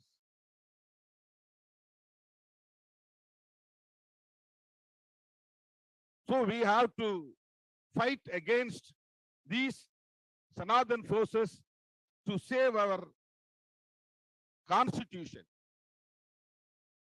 This is a high time to consolidate all the anti-BJP, anti-Sangh Parivar forces. I wholeheartedly congratulate our Honorable Chief Minister of Tamil Nadu, who has taken this great initiative to consolidate from this event many chief ministers, former chief ministers, and great warriors of social justice all over the country. This day is great historical day,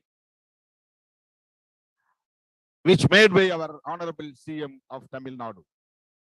Therefore, on behalf of our party VCK, Vidudalai Chiruthaikal Katchi, we propose the following measures to ensure social justice in our country.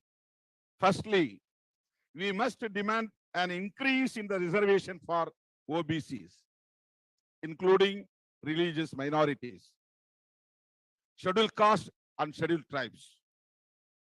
After the EWS judgment of the Supreme Court, there is no obstacle to do so. Secondly, due to the false economic policy and privatization of BJP government, now most of the public sectors were dismantled. It is the private sector which provided employments to OBCs, minorities, and scheduled castes and scheduled tribes. Since there is no scope for employment in the public sector, reservation should be expanded to the private sectors.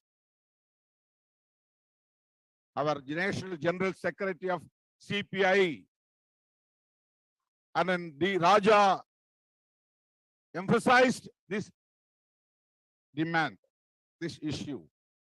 So on behalf of VCK, I would like to emphasize this issue. We should bring this issue as one of the top priority. Thirdly, we should make a demand caste census for ensuring the proportionate reservation based on population. And lastly, since Sanatana ideology is against women, we must intensify our fight for women's reservation. It will be the completeness of social justice. In conclusion, we must work towards safeguarding social justice in our country.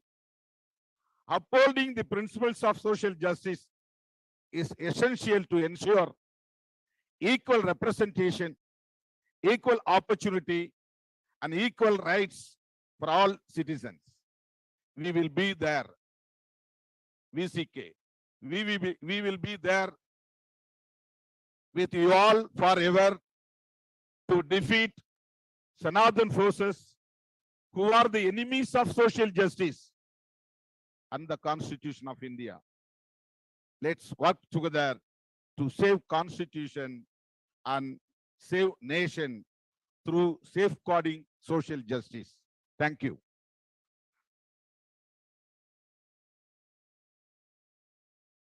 Thank you, sir. I now invite Honorable Mr. Vaiko, Member of Parliament, Tamil Nadu, and General Secretary of the MDMK to deliver his address.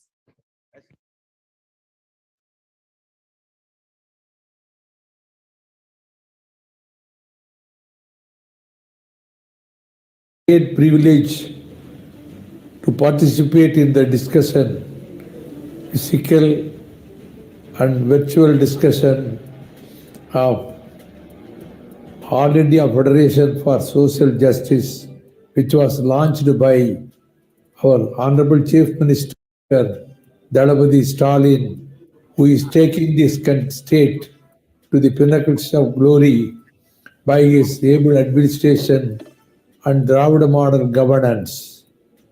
And I am so thankful to him and also to the convener, Mr. P. Wilson, advocate and also a member of parliament. The great leaders of the Dravidian movement, Dr. Nadesanar, P.T. Tyagarayan, and Thoravat Madhavan Nair, and then the great champion of social justice, Thandai Periyar, his ardent disciple and the legendary leader of Arinyar Anna, his follower and heir, Muttamil Arinyar, Dr. Kalaignar.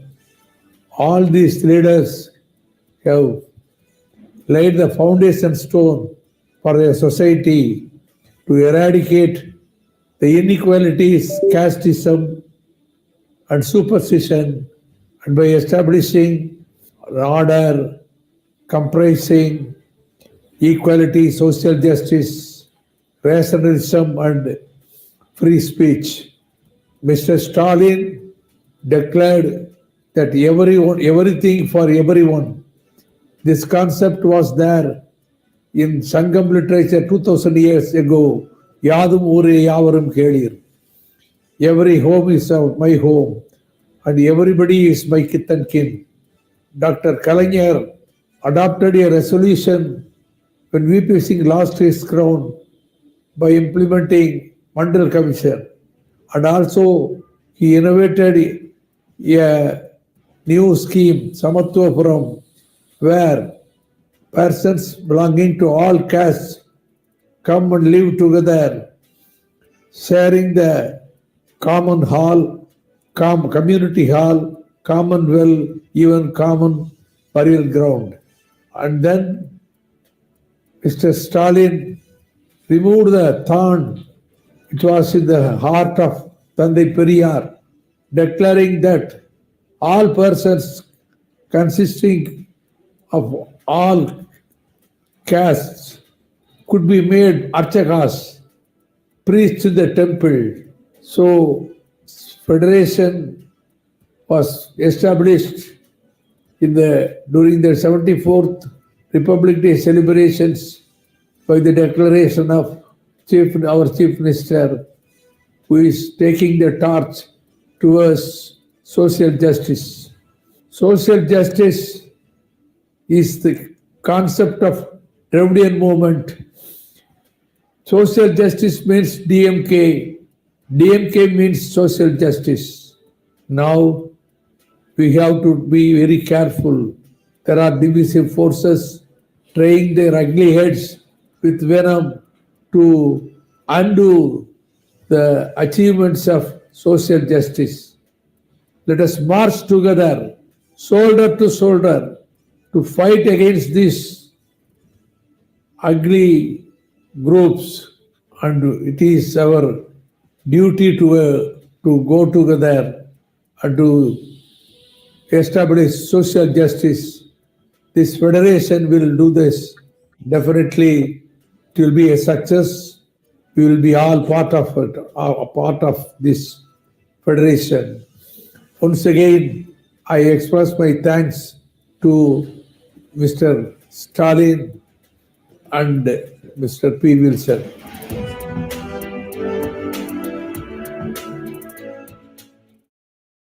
Thank you, sir. I now invite Asiriyar Dr. K. Veeramani, President of the Dravidar Kazhagam, Tamil Nadu, to deliver the special address. Our most respectful, Honorable Chief Minister of Tamil Nadu, Thiru M.K. Stalin, who is a great lieutenant who has taken the fight for social justice for the whole of India and builds a movement. Our dear dignitaries and leaders, brothers and sisters, please accept the hearty greetings from the land of social justice, land of Periyar, the land of First Amendment of the Constitution, the land of 76th Amendment of the Constitution, the land which is responsible for the 93rd Amendment of the Constitution. So the Tamil Nadu has created a history, and it is the right time that we have turned our attention fully to the all India so that the leaders could form an army of fighters. Thank you for all the co-fighters here. And it is the social justice which is responsible for rehumanization from the dehumanization.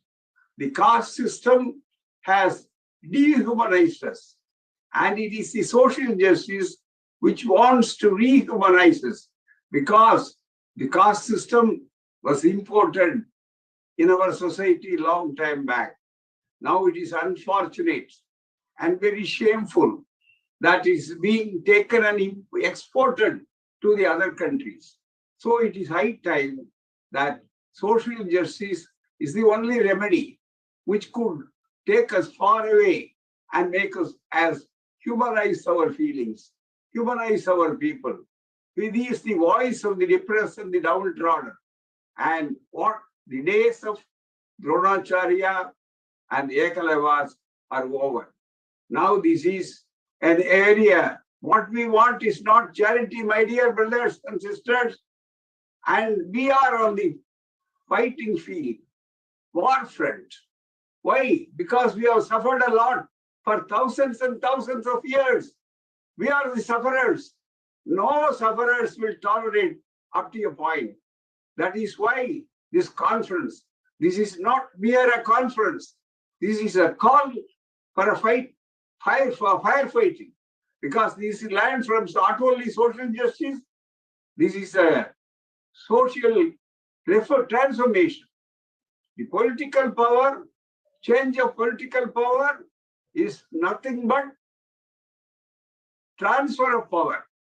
As Periyar has rightly said, Tandai Periyar, our mentor, has rightly pointed out, what we wanted and what we want is not mere political power transfer, a transformation of social power, transformation that is more important. How to do that? So let us all unite together. This is the right time this conference is being convened. I congratulate all those who have participated from all over India. This is a great call, the very right time. Let us all unite together. There may be differences, there may be discriminations, but we are all here to claim that we are one and indivisible. Our Dravidian principle is definitely the one thing, that is everything to everybody. In Tamil, long time back, the self-respect movement founder, Tandai Periyar, has said, Anevarkum Anaitum. That is everyone to everybody. That is the philosophy of social justice. That is why, how to get that social justice? Not by words, but by action. We will have to clear our people. And wholeheartedly, we must see how it is being thwarted. It was our great 1921, 22, 24, all these years, 28. We are the forefront. And that is why it was being challenged. That because of fight of Periyar, and we are able to bring that one, here, 69% was there. Where the other states are there? Because not only it is 69% reservation for scheduled castes, for the OBCs, for the MBCs, all these things. But also another thing we must know, that this is being very well protected by the 9th schedule, of which is very contrary to other states, which is a very rare thing. So that is why, because we have created a public opinion. We have created a public army. We have created a number of people who will sacrifice their life for the cause of social justice and the philosophy of social justice. That is why that days ought to be renewed. So we will have to come back to those days. Mere speeches won't do that. Let us create public opinion. Let us join together. National integration may be a political angle, but this is a great social integration. It's a need of the hour, need of the day. That is more important. That is why we are all come together today. And we thank profusely our Honorable Chief Minister and the great organizers who are here. How to unite in spite of all the differences. Unity in diversity, that may be a beautiful philosophy. How to translate into action? Our leader Periyar has suggested very simply, enlarge your areas of agreement.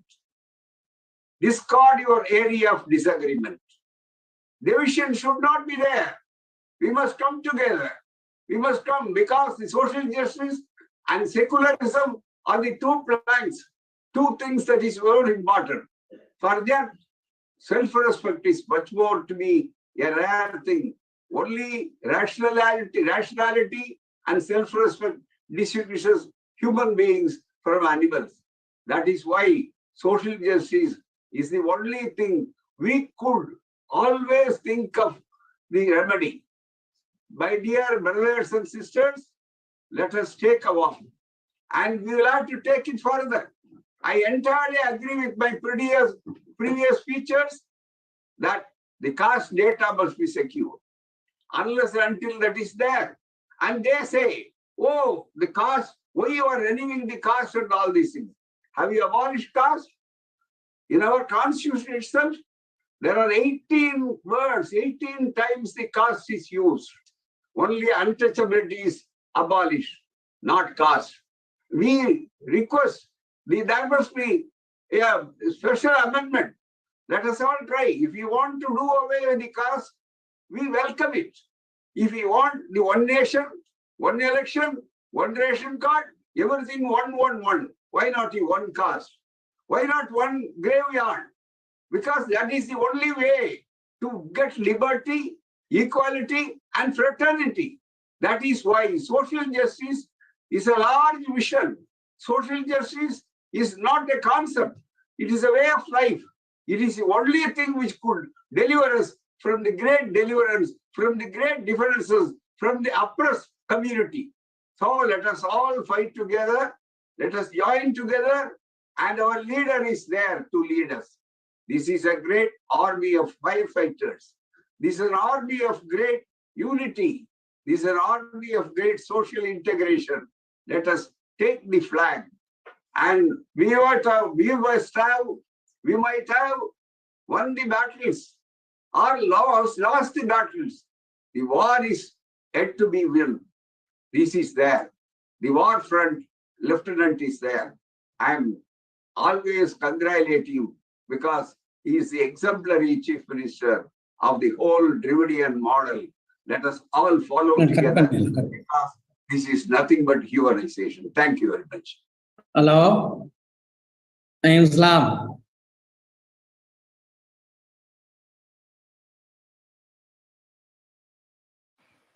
Thank you, sir. I now invite Honorable Mr. Hemant Soren, Chief Minister of Jharkhand and the Executive President of the Jharkhand Mukti Morcha, to address the gathering.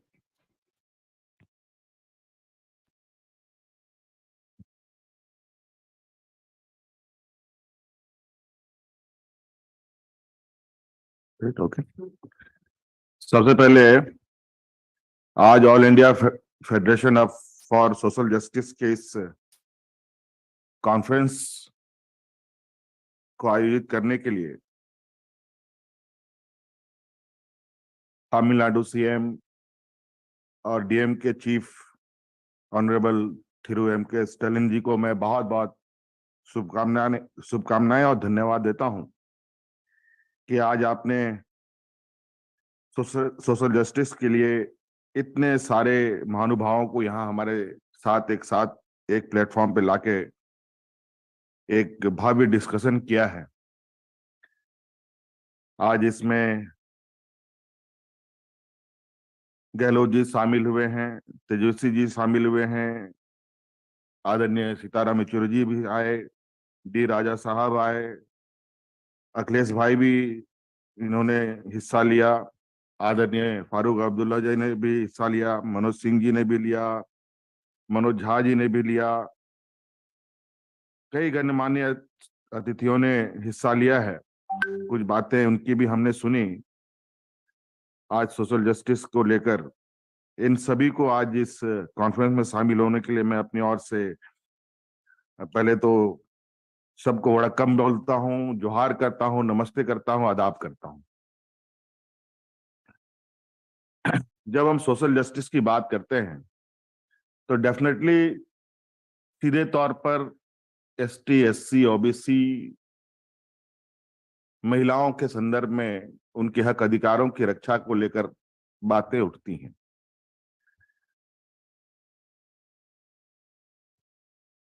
और कहीं ना कहीं ये social justice आज हम लोगों का policy का हिस्सा भी के रूप में भी है। संविधान में भी आज इस विषय को लेकर जहां एसटी, एससी, ओबीसी को सोशली, पॉलिटिकली, इकोनॉमिकली कवच बाबा भीमराव अंबेडकर साहब ने दिया है। और आज फिर से एक हम लोग प्लेटफॉर्म पर हैं सोशल जस्टिस को लेकर। और कहीं ना कहीं आज इस कॉन्फ्रेंस से कई बातें सामने आ रही हैं कि आज देश का आजाद हुए 75वें साल होने के बावजूद भी जहां एक और देश को अमृतकाल की ओर ले जाने की बात कही जा रही है, जहां एक और भारत को विश्व गुरु की संज्ञान दी जा रही है, और आज भी हम सोशल जस्टिस को लेकर चिंतित हैं, तो कहीं ना कहीं आज सोशल जस्टिस की अगर हम बात को देखेंगे तो ये एसटी, एससी, ओबीसी से बढ़कर इसके दायरे और बड़े हो गए हैं।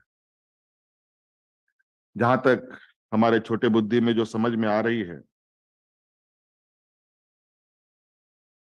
जिस तरीके से वर्तमान समय और वर्तमान राजनीतिक हालात और जो देश की परिस्थिति है, इस पर जो हम इस चर्चा में छूते हुए निकल रहे हैं, एक तरफ अमृतकाल, एक तरफ देश का विश्व गुरु बनना, और एक तरफ देश की सारी व्यवस्थाएं ध्वस्त होना, और जिसमें सबसे अधिक और सबसे पहले जो इफेक्टेड लोग होंगे, कहीं ना कहीं वो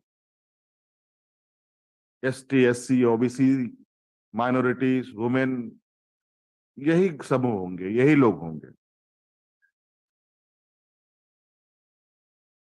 हालांकि भारत को हम लोग दुनिया का सबसे बड़ा डेमोक्रेटिक कंट्री मानते हैं,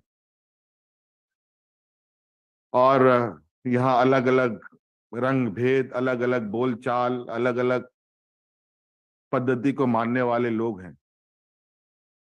और जहां तक मैं अपने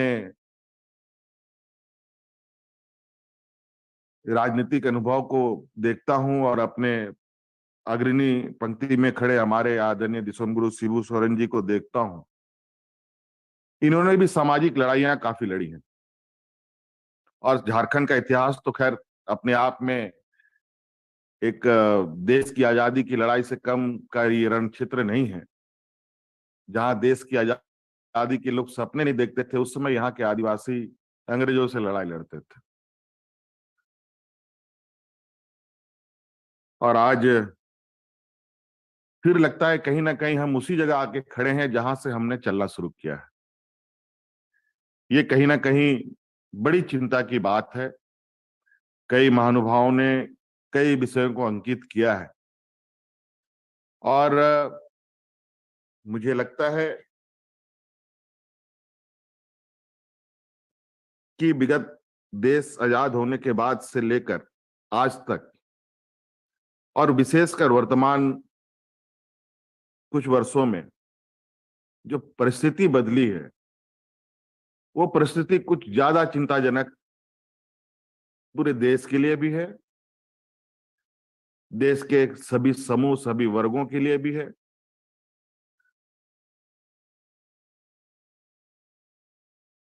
हम सब देख रहे हैं किस तरीके से देश की अर्थव्यवस्था चरमरा गई, किस तरीके से यहाँ के किसान, मजदूर और पढ़े लिखे नौजवान बेरोजगार हो रहे हैं, और किस तरीके से जो थोड़ी बहुत रोजगार उपलब्ध कराने वाली संस्थाएं हैं, उन सभी संस्थाओं को भी समाप्त किया जा रहा है।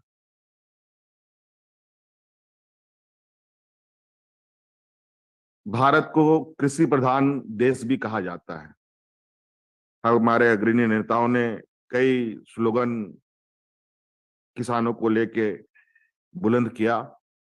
किसानों का आंदोलन आज भी अनवरत जारी है। अभी विगत दिनों में, विगत वर्षों में आपने देखा कि 1 नहीं, 2 नहीं, 3 नहीं, 4 नहीं, 5 महीनों तक दिल्ली में किसान अनशन पर रहे। बदले में क्या मिला, ये हमारे सामने है। जहां देश का सबसे ज्यादा लोग एंगेज हैं, उस व्यवस्था को कहीं ना कहीं हम लोगों ने बिल्कुल किनारे छोड़ दिया है। उसे आज कहीं ना कहीं बहुत ज्यादा प्रभावित वर्तमान नीतियों की वजह से हो रही हैं। कई क्षेत्र हैं जहां पर आज हमें चर्चा करने की आवश्यकता है। आज आदरणीय स्टालिन साहब ने सोशल जस्टिस की बात को छेड़ा है।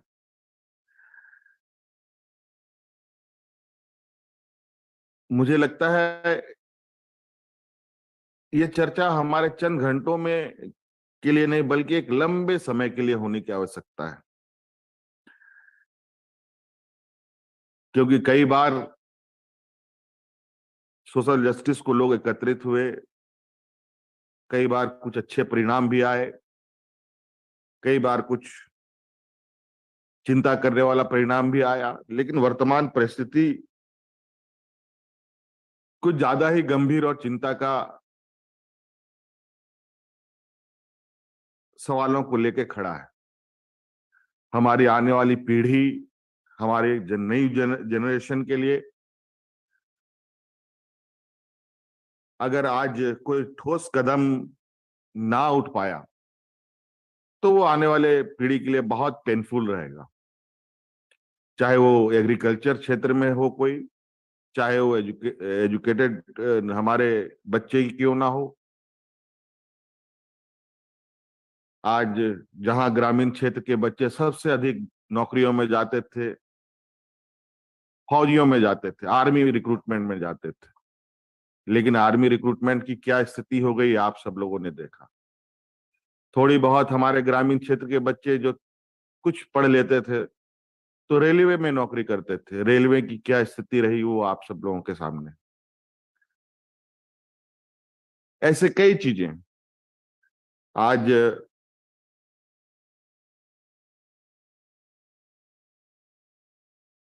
लोगों को पीडीएस के अनाज पर जीने के लिए मजबूर होना पड़ रहा है। आज महंगाई की स्थिति इस हालत में है, लेकिन जिस तरीके से आज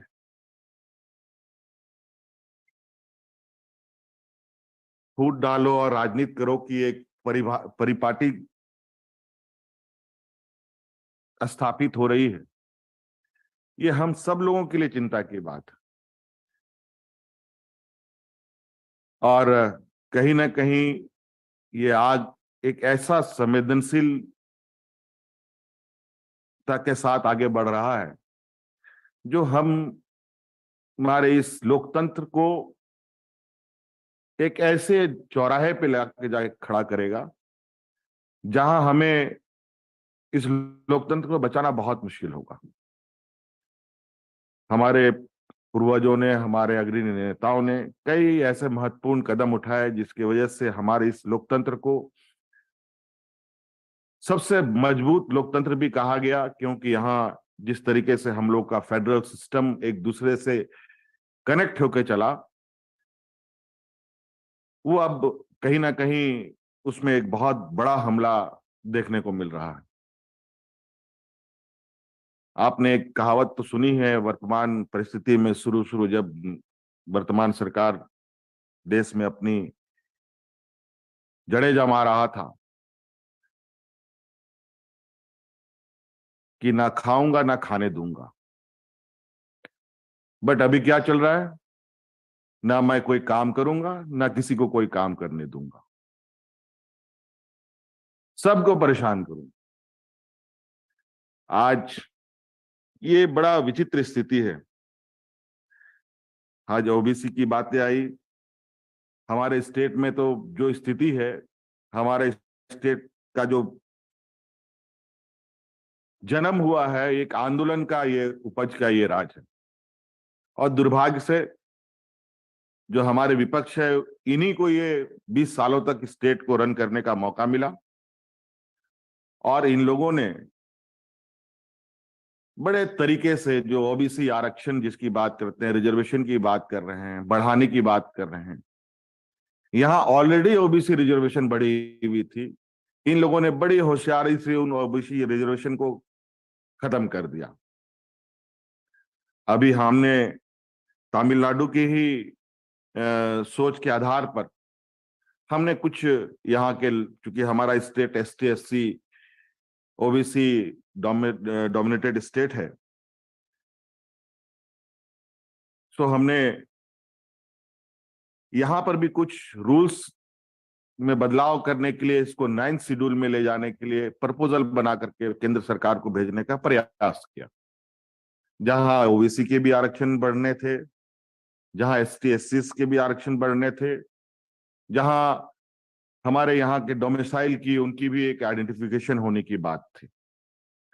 लेकिन समहाव महामहिम महोदय ने इसको आगे ना बढ़ाया और बल्कि उसको टर्न डाउन कर दिया। और इसके पहले भी अगर हम देखें, कर्नाटका में भी इसी तरीके से कुछ डिसीजंस लिए गए थे, जहां ओबीसी के आरक्षण को बढ़ाए गए और उसको केंद्र सरकार को भेजा गया। लेकिन हमारे राज्य में ऐसा नहीं हुआ।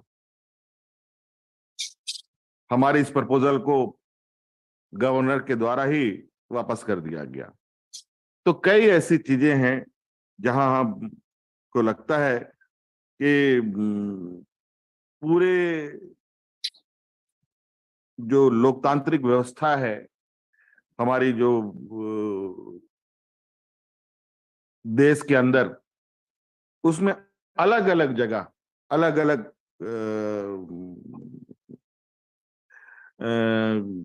संस्थाओं में कहीं ना कहीं सोशल जस्टिस नहीं होना भी आज के दिन में इतनी बड़ी डिस्कशन को आमंत्रित कर रहा है। आज चाहे ब्यूरोक्रेसी में हो, चाहे वो जुडिशरी में हो, चाहे सेंट्रल गवर्नमेंट के जॉब्स में हो, चाहे पीएसयूज हो, एसटी एससी ओबीसी माइनॉरिटीज की जो प्रेजेंसी है बिल्कुल नहीं के बराबर है। हालांकि संविधान में हमें इन समूहों को एक कवर्ड किया गया है, उनको रिजर्वेशन मिला है। बट जब रेलवे की कोई नौकरी ही नहीं निकलेगी, बैंकों में कोई नौकरी ही नहीं निकलेगी,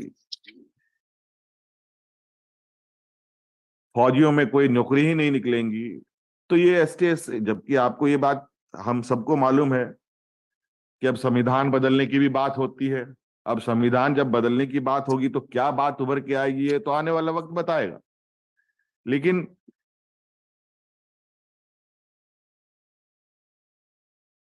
आज 75वें साल पर यह चर्चा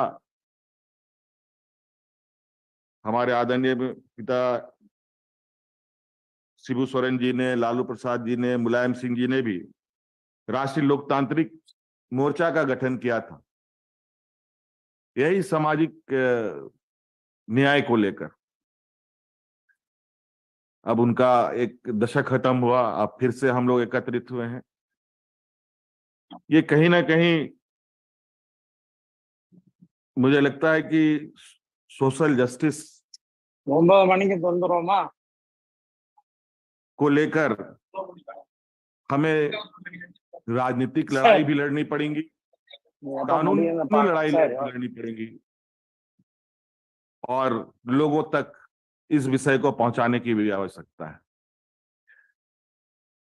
नहीं तो जिस तरीके से दूसरी ओर एक सामाजिक द्वेष और सामाजिक समरसता निरंतर टूटता दिख रहा है, और इसमें जिस तरीके से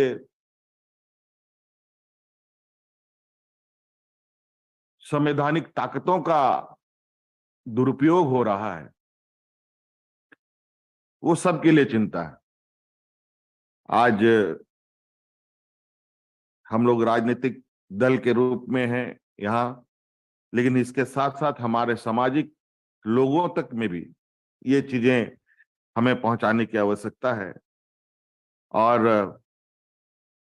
अगर ये बैलेंस नहीं बना आज जिस तरीके से अमीरी और गरीबी में जो डिफरेंसेस हैं, अगर वो डिफरेंसेस कम नहीं हुए तो कल को बहुत ही ज्यादा हम देश को तकलीफ में देखेंगे और खुद भी उसमें शामिल रहेंगे। आज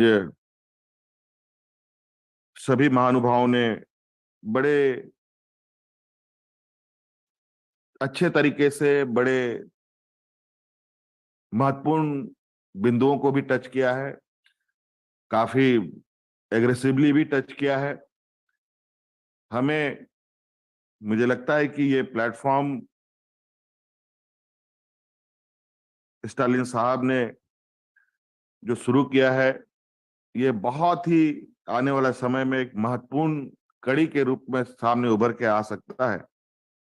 इसके लिए हम सब लोगों को प्रयास करने की आवश्यकता है, और लड़ना और संघर्ष करना तो खैर हम लोगों ने, हमारे खून में है, और इससे कोई हम लोग पीछे कभी नहीं हटते, बशर्ते इसकी लड़ाई अब जिस तरीके से है, समय बीतता है, लड़ाई के तरीके भी बदलते हैं, उनके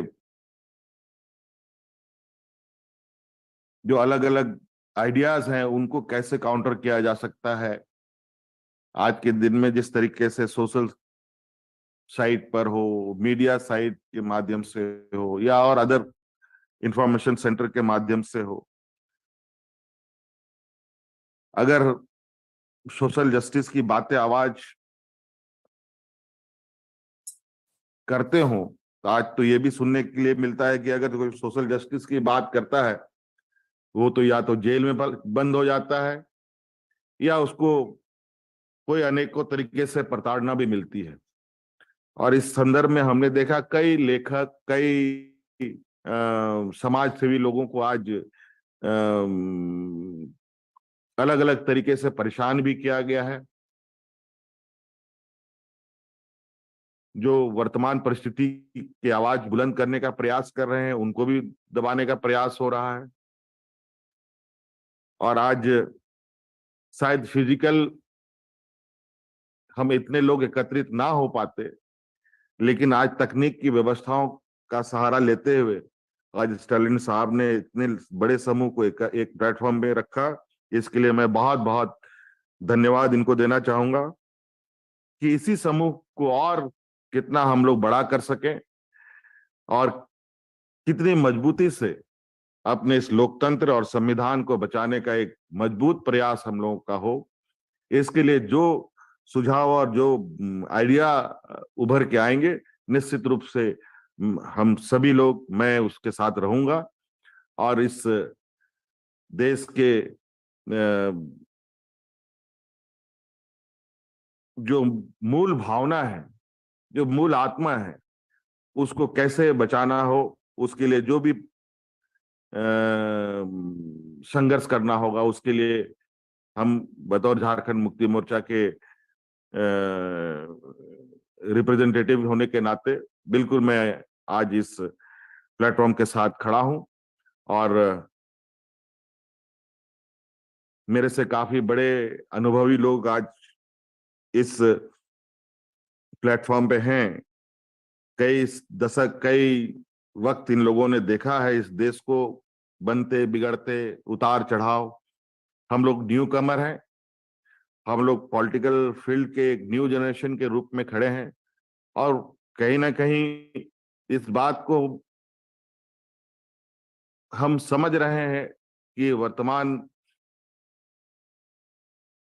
राजनीति हमारे आने वाली पीढ़ी के लिए बेहतर भविष्य लेकर नहीं, बल्कि उसको अंधकार में ले जाने का पूरा प्रयास है। आज एक हमारे आने वाली पीढ़ी के सामने पर्दा डाला जा रहा है, जहां उसको ये समझ में नहीं आ रहा है कि आज उसको नौकरी चाहिए, उसको रोजगार चाहिए, बल्कि आज ऐसा लग रहा है कि लोग एक दूसरे का खून का प्यासा हुए पड़े। हम लोग अभी हाल फिलहाल में त्योहारों का दौर चल रहा है और उन त्योहारों के दौर में कई ऐसी चीजें उभर के आ रही हैं कि जहां हम अलग अलग राज्यों की घटनाओं को लेकर ये कहीं ना कहीं एक सुनियोजित षड्यंत्र है, बिल्कुल स्पष्ट दिखता है। कुछ लोग इसके पीछे लगे हैं जो अपने हिडन एजेंडा को कंप्लीट करने में लगे हैं।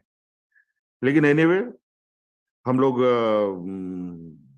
मुझे लगता है एक अच्छी शुरुआत है और जितने भी महानुभाव हैं सभी लोगों की बातें जब एक साथ जुड़ के आएंगी तो कुछ ना कुछ बेहतर परिणाम जरूर आएगा। लेकिन हम लोगों ने सोशल जस्टिस पर बहुत जोरदार काम किया है। यूनिवर्सल पेंशन हम लोगों ने यहाँ इम्प्लीमेंट किया। ST SC OBCs की बच्चों को फॉरेन एजुकेशन के लिए 100% स्कॉलरशिप स्टेट गवर्नमेंट दे रही है। हम यहाँ के ST SC OBCs के बच्चों को इंजीनियरिंग, मेडिकल, जज चाहे वो जजेस की एजुकेशन लेना हो या फिर पत्रकारिता करना चाहता हो, उसके लिए 100% स्कॉलरशिप का भी हम लोगों ने प्रोविजन किया है। बल्कि इवन लोकल लेवल में लोकल एम्प्लॉयमेंट प्राइवेट कंपनियों में कैसे फिक्स हो, इसके लिए भी हमने रूल बनाया कि मिनिमम 75% प्राइवेट कंपनी में लोकल लोगों को एम्प्लॉयमेंट्स मिले। इसके लिए भी हम लोगों ने रूल फ्रेम किया ताकि उस रूल को लेकर के हम जितने भी यहाँ पर हमारे इंडस्ट्रीज हैं उन सब जगहों पर एक लिमिट तक कम से कम हमारे लोकल लोग एम्प्लॉय हो। तो हम लोग अपने लेवल पर जितनी चाहते हैं उतना हम कर रहे हैं। लेकिन ये विषय बेसिकली देश से भी जुड़ा है, इसलिए बड़े पैमाने में बदलाव की आवश्यकता है। मुझे लगता है आप सब लोग इस पे बेहतर निर्णय के साथ हम लोग आगे फिर मिलेंगे। आज के इस संक्षिप्त मीटिंग में इतनी बातें कह करके मैं अपनी बातों को समाप्त करता हूं। बहुत बहुत धन्यवाद। Thank you. जोहार। Thank you, sir.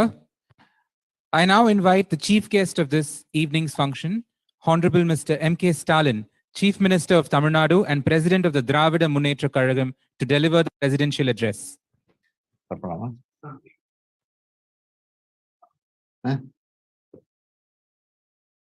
அகில இந்திய சமூக நீதி கூட்டமைப்பு நடத்தும் மாபெரும் முதல் மாநாட்டில் கலந்து கொண்டுள்ள அனைவரையும் வரவேற்று உரையாற்றிய அகில இந்திய பிற்படுத்தப்பட்டோர் கூட்டமைப்பின் தலைவர் ஓய்வு பெற்ற நீதிபதி ஈஸ்வரையா அவர்களே, ராஜஸ்தான் மாநில முதலமைச்சர் மாண்புமிகு அசோக் கெலாட் அவர்களே, ஜார்க்கண்ட் மாநிலத்தினுடைய முதலமைச்சர் மாண்புமிகு ஏமந்த் சோரன் அவர்களே, பீகார் மாநிலத்தினுடைய துணை முதலமைச்சர் தேஜஸ்வி யாதவ் அவர்களே, ஜம்மு காஷ்மீர் தேசிய மாநாட்டு கட்சியினுடைய தலைவர் ஃபரூக் அப்துல்லா அவர்களே, இந்திய கம்யூனிஸ்ட் கட்சியினுடைய பொதுச் செயலாளர் டி ராஜா அவர்களே, திரிணாமுல் கட்சியைச் சேர்ந்த டெரிக் ஓபரேன் அவர்களே, முன்னாள் அமைச்சர் வீரப்ப மொய்லி அவர்களே,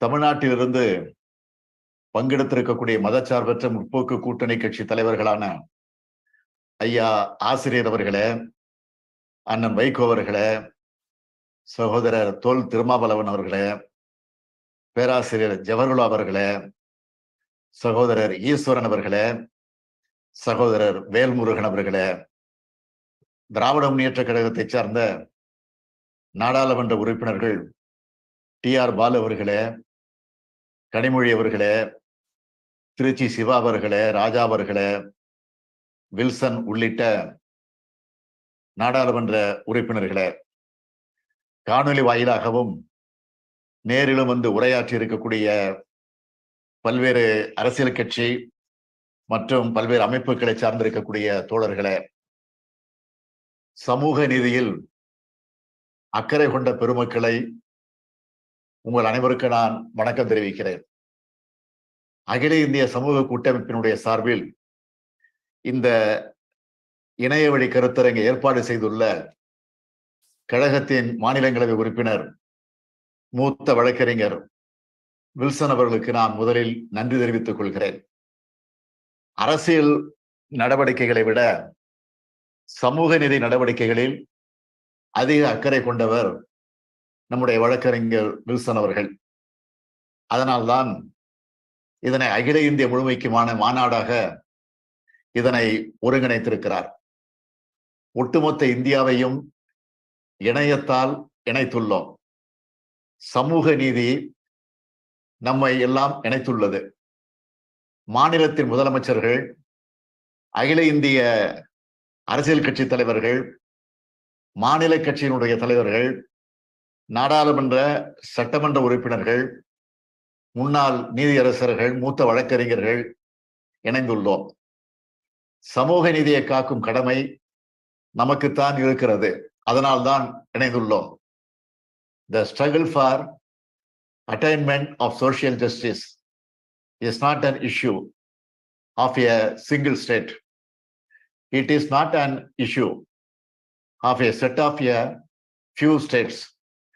It is an issue concerning all states, and it is associated with the structure of Indian society. There might be differences in the degree of problems along caste and class lines in each state, but the core of the issue is the same. That is gross discrimination. Wherever there is discrimination, exclusion, untouchability, slavery, injustice, the medicine that can cure up these poisons is social justice. Like how the toxin of the snake is treated with antitoxin prepared with the same snake toxin. People discriminated by caste are uplifted by the same caste. That is the social justice ideal of reservations. இந்த சமூக நீதி கருத்தியலும் யார் எந்த நோக்கத்துக்காக பயன்படுத்துகிறார் என்பதை பொறுத்து அதன் வெற்றியும் பலனும் இருக்கும். சமூக ரீதியாக, கல்வி ரீதியாக புறக்கணிக்கப்பட்டவர்களை கைதூக்கி விடுவதுதான் சமூக நீதி. சமூக ரீதியாகவும் கல்வி ரீதியாகவும் பின்தங்கியவர்கள் என்பதுதான் அரசியலமைப்பு சட்டத்தின் சமூக நீதி வரையறை. இந்திய அரசியலமைப்பு சட்டத்தின் 340வது பிரிவில் சோசியலி அண்ட் எஜுகேஷனலி என்பதுதான் வரையறையாக உள்ளது. அதே சொல்தான் அரசியலமைப்பு சட்டத்தின் திருத்தத்திலும் சொல்லப்பட்டது. அதாவது சமூக நீதி எனப்படும் இடஒதுக்கீடு என்பதே சமூக ரீதியாகவும் கல்வி ரீதியாகவும் பின்தங்கியவர்களுக்கு தரப்பட வேண்டும் என்பதுதான் இந்திய அரசியலமைப்பு சட்ட வரையறை. இந்த திருத்தத்துக்கு காரணமான மாநிலம் அன்றைய சென்னை மாகாணம். இந்த திருத்தத்துக்கு காரணமான தலைவர்கள் தான் தந்தை பெரியாரும் பேரறிஞர் அண்ணா அவர்களும். சமுதாயத்திலும் கல்வியிலும் பிற்படுத்தப்பட்டவராக இருக்கும் எந்த சமூகத்தோருக்கும் செய்யும் சலுகைகளை அரசியல் சட்டத்தின் எந்த பிரிவும் தடுக்காது என்பதுதான் அரசியலமைப்பு சட்டத்தில் செய்யப்பட்ட 15(4) என்ற முதலாவது திருத்தம். இந்த திருத்தத்துக்கு காரணம் ஹாப்பினஸ் இன் மெட்ராஸ் அதுதான் என்று நாடாளுமன்றத்திலே சொன்னார் அன்றைய பிரதமர் நேரு அவர்கள். அதனால்தான் சமூக நீதியை நிலைநாட்டுவதில் நாங்கள் கவனமாக இருக்கிறோம். சோசியலி அண்ட் எஜுகேஷனலி என்பதில் எக்கனாமிக்லி என்பதை வஞ்சகமாக சேர்த்து விட்டது ஒன்றிய பாஜக அரசு. எக்கனாமிக்லி அதாவது பொருளாதார அடிப்படையில் இடஒதுக்கீடு தந்துவிட்டார்கள் பாஜகவினர். பொருளாதாரம் என்பது நிலையான அளவுகோல் அல்ல. இன்று ஏழையாக இருப்பவர் நாளை பணக்காரர் ஆகலாம். இன்று பணக்காரராக இருப்பவர் நாளையே ஏழை ஆகலாம். பணம் இருப்பதையே ஒருவர் மறைக்கலாம். எனவே இது சரியான அளவுகோல் அல்ல. உயர் சாதி ஏழைகள் என்று சொல்லி இடஒதுக்கீடு தருகிறது பாஜக அரசு. இது சமூக நீதி அல்ல. ஏழைகளுக்கு எந்த பொருளாதார உதவியும் செய்வதை நாங்கள் தடுக்கவில்லை. அது பொருளாதார நீதியே ஆகுமே தவிர சமூக நீதி ஆகாது. ஏழைகள் என்றால் அனைத்து ஏழைகளும் தானே இருக்க முடியும். அதில் என்ன உயர் சாதி ஏழைகள்? ஒடுக்கப்பட்ட சாதி ஏழைகளை புறக்கணிப்பதே சமூக அநீதி அல்லவா? அதனால்தான் பொருளாதார அளவுகோலை இடஒதுக்கீட்டில் நாங்கள் எதிர்க்கிறோம். உயர் சாதியில் இருக்கும் ஏழைகளுக்கு 10 விழுக்காடு இடஒதுக்கீடு வழங்குவது ஒன்றிய பாஜக அரசின் திட்டம். இடஒதுக்கீடு வழங்குவதால் தகுதி போய்விட்டது, திறமை போய்விட்டது என்று இதுவரை சொல்லி வந்த சிலர் இந்த இடஒதுக்கீட்டை மட்டும் ஆதரிக்கிறார்கள். இதன் வன்மமான எண்ணத்துக்கு அதிகம் விளக்கம் சொல்ல தேவையில்லை. இடஒதுக்கீடு மூலமாக அனைத்து சமூக மக்களும் படித்து விடுகிறார்கள், வேலைக்கு போய்விடுகிறார்கள் என்ற வன்மம் தான் தகுதி போய்விட்டது, திறமை போய்விட்டது என்று சொல்ல வைக்கிறது. 10 விழுக்காடு இடஒதுக்கீடு தருவதால் தகுதி போகாதா, திறமை போகாதா? 100 ஆண்டுகளுக்கு முன்னால், 200 ஆண்டுகளுக்கு முன்னால் உயர் சாதியினர் மட்டுமே படிக்கலாம் என்ற காலம் இருந்ததல்லவா? அதனை உருவாக்க நினைக்கிறார்கள். இதனை தடுக்க வேண்டும். சமூக நீதி என்ற பெயரால் சமீபத்தில் கர்நாடக மாநிலத்தில் செய்யப்பட்ட செயல்களை நீங்கள் அனைவரும் அறிந்திருப்பீர்கள். இஸ்லாமியர்களுக்கான தனி இடஒதுக்கீடு முழுமையாக ரத்து செய்யப்பட்டுள்ளது. அவர்களை உயர் சாதி ஏழைகள் என்ற பிரிவில் சேர்த்துள்ளார்கள். இஸ்லாமியரிடமிருந்து பறித்து வேறு 2 சமூகத்துக்கு பிரித்து கொடுத்து இஸ்லாமியர்களுக்கும் அந்த சமூகத்துக்கும் மோதலை உருவாக்கி இருக்கிறார்கள். அதே போல பட்டியலின மக்களுக்குள் பாகுபாடு காட்டப்பட்டுள்ளது. நடக்க இருக்கும் கர்நாடக மாநில சட்டமன்ற தேர்தலை மனதில் வைத்து இதனை செய்துள்ளார்கள். பாஜகவுக்கு வாக்களிப்பவர்கள் வாக்களிக்காதவர்கள் என்று நினைத்து இந்த பாகுபாடு செய்யப்பட்டுள்ளது. வெளிப்படையாகவே சமூக நீதி கொலை செய்யப்பட்டுள்ளது கர்நாடகாவில். பட்டியலின மக்களின் இடஒதுக்கீடு முறையாக வழங்கப்பட வேண்டும். பிற்படுத்தப்பட்டோர், மிகவும் பிற்படுத்தப்பட்டோர் இடஒதுக்கீடு முறையாக வழங்கப்பட வேண்டும். சிறுபான்மையினர் இடஒதுக்கீடு முறையாக வழங்கப்பட வேண்டும். நீதித்துறையில் இடஒதுக்கீடு செயல்பாட்டிற்கு வர வேண்டும். இதர பிற்படுத்தப்பட்ட சமுதாயத்தினருக்கு பதவி உயர்வில் இடஒதுக்கீடு உறுதி செய்யப்பட வேண்டும். சாதிவாரி கணக்கெடுப்பினை ஒன்றிய அரசு நடத்தி அதன் தரவுகளை வெளியிட வேண்டும். இவற்றை அகில இந்திய ரீதியில் கண்காணிக்க வேண்டும். மாநில அளவிலும் கண்காணிக்க வேண்டும். சமூக ரீதியாகவும் கண்காணிக்க வேண்டும். திராவிட முன்னேற்றக் கழகம் ஆட்சிக்கு வந்ததும் ஆதிதிராவிட பழங்குடியினர் ஆணையத்தை அமைத்தது, சமூக நீதி ஆணையத்தை அமைத்தது, சமூக நீதி கண்காணிப்பு குழுவை அமைத்தது. இந்த கண்காணிப்பு குழு கல்வி, வேலைவாய்ப்பு, பதவிகள், பதவி உயர்வுகள், நியமனங்கள் ஆகியவற்றில் சமூக நீதி அளவுகோல் முறையாக முழுமையாக பின்பற்றப்படுகிறதா என்பதை கண்காணிக்கும், வழிகாட்டும், செயல்படுத்தும். இவை சரியாக நடைமுறைப்படுத்தப்படாவிட்டால் உரிய நடவடிக்கை எடுக்க அரசுக்கு பரிந்துரை செய்யும். அந்த வகையில் அரசு அலுவலர்கள், கல்வியாளர்கள், சட்ட வல்லுநர்கள் கொண்டு குழு அமைக்கப்பட்டுள்ளது. Such committees should be established in all the states. I appeal to political leaders in all states to take up this initiative. We should collectively spearhead the resolutions to be passed in this meeting. திமுக சார்பில் இன்றைய இளைய தலைமுறையினருக்கு சமூக நீதி வரலாற்றை எடுத்துச் சொல்லும் வகையில் ஸ்டடி சர்க்கிள்ஸ் ஆரம்பித்து கூட்டங்களை நடத்தி வருகிறோம். இந்த இணைய மாநாட்டில் பங்கேற்றுள்ள அனைவரும் அவரவர் மாநிலங்களில் தந்தை பெரியார், புரட்சியாளர் அம்பேத்கர், மகாத்மா ஜோதிராவ் பூலே போன்ற சமூக சீர்திருத்தவாதிகளின் பெயர்களில் ஸ்டடி சர்க்கிள்ஸ் துவங்கி நாடு முழுவதும் உள்ள இளைஞர்களுக்கு சமூக நீதி பற்றிய புரிதலையும் விழிப்புணர்வையும் ஏற்படுத்திட வேண்டும். இந்தியா முழுமைக்கும் கூட்டாட்சியை, மாநில சுயாட்சியை, மதச்சார்பின்மையை, சமத்துவத்தை, சகோதரத்துவத்தை, சமதர்மத்தை, சமூக நீதியை நிலைநாட்ட நாம் குரல் கொடுத்தாக வேண்டும். அது வெறும் குரலாக மட்டும் இருக்க முடியாது. தனித்தனி குரலாக மட்டும் இருந்தால் பயனில்லை. கூட்டு குரலாக, கூட்டணி குரலாக அமைய வேண்டும். However, idealistic and ideology may be, for it to succeed, the unity among the parties which has accepted the ideology is of great importance. Such a unity is not enough. If it is in only few states, it has to happen in every state.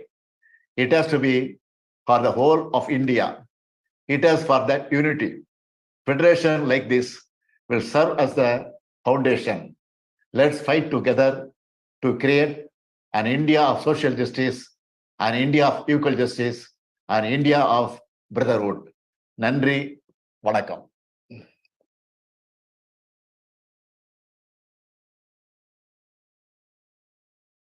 Yeah.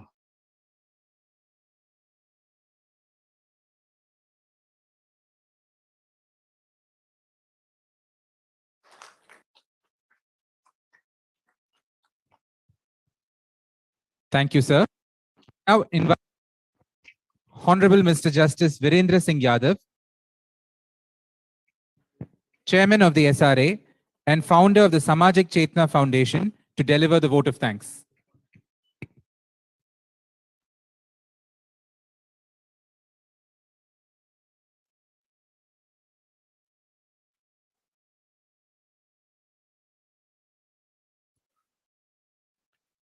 Respected dignitaries,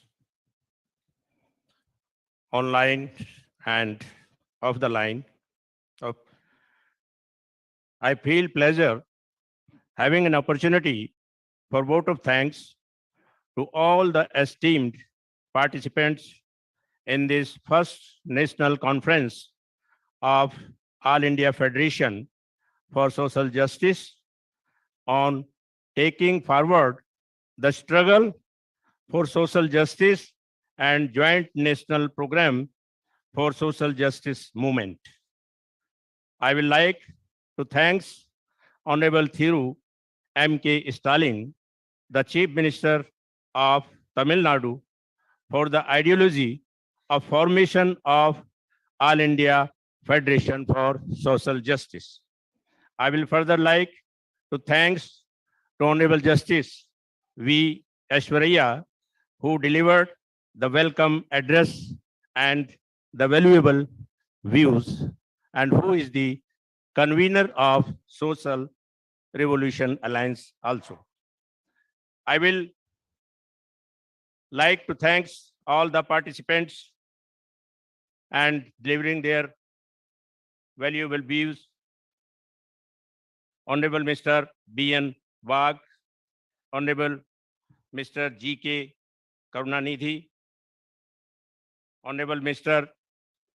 Dev Rajan, Honorable Mr. Vaman Mishram, Honorable Mr. B.D. Borkar, Honorable Dr. Mr. Lakshman Yadav, Professor, Delhi University, and Dr. Anil Jaihind, Honorable Dr. Ratan Lal, Delhi University, Honorable Professor Dr. Suraj Mandal, Delhi University, Honorable Mr. Dada Bahadur Singh Lodhi from Madhya Pradesh, Honorable Dilip Mandal, Senior Journalist, Honorable Mr. Wilson, MP, Rajya Sabha, Tamil Nadu, who delivered his keynote, and Honorable Mr.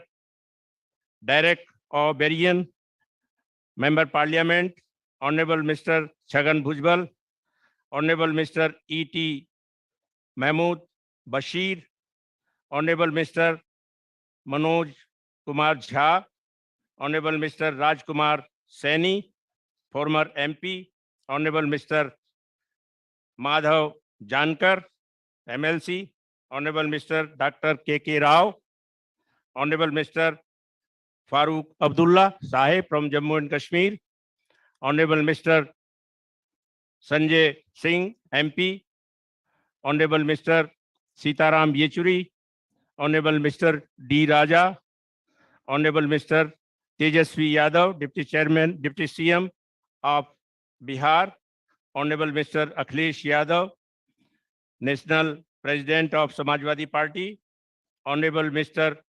Veerappa Moily, former Minister of Law of Government of India, Honorable Mr. Ashok Gehlot, CM Rajasthan, Honorable Mr. Thiru Mavlevan, Member Parliament, Honorable Mr. Vaiko, Member Parliament, Honorable Mr.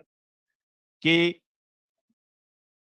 Veeramani ji, Honorable Mr. Hemant Soren ji, CM Jharkhand, and the audience and the organizers of this event, the staff and the officers and the team of Mr. P. Wilson, who successfully managed the event with no problem, no hurdle.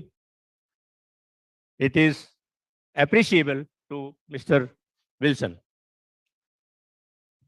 Apart from it, I will like to add that if we want that all the constitutional provisions beneficiary to the backward classes have to be implemented in real sense, the organized collective struggle of backward classes, OBCs, STs, and minorities, SC minorities required. The Bhim Raj for social justice, economic equality based on Sankhyaatmak Bhagidari in lieu of so-called Ram Raj is the foremost requirement of this country. It may only be achieved thereby infusing many amongst the organized of social justice of India. SRA, Social Revolution Alliance, the known political organization of organizations, is doing his best to get all the organizations of social justice to work together collectively as an ally of Social Revolution Alliance. The formation of All India Federation of Social Justice shall bring together all like-minded leaders of political parties, activists, and members of civil society across the nation to work jointly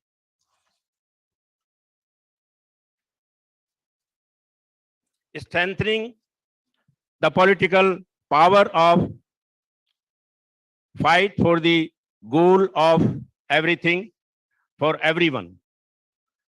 The motto of special justice, it will prove a milestone to accelerate awareness amongst the voters to choose and elect rulers only amongst the Bahujan Mool Nivasis, who are supposed to support the concept of Sankhyaatmak Bhagidari, proportionate distribution, involvement in the entire sources of the country under the slogan of Jiski Jitni Sankhya Bhari, Uski Utni Hissedari.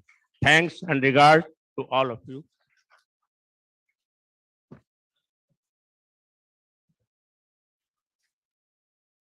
Please stand for the national anthem.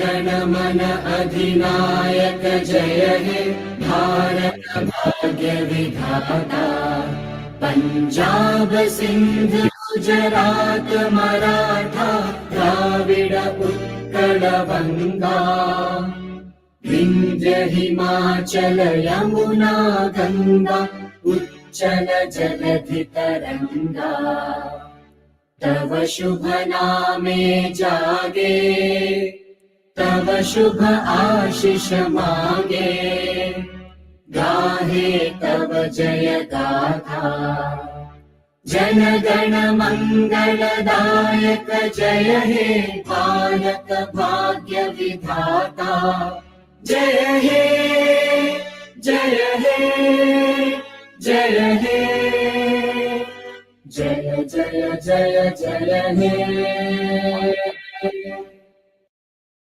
அவங்களை பார்க்க முடியாதா?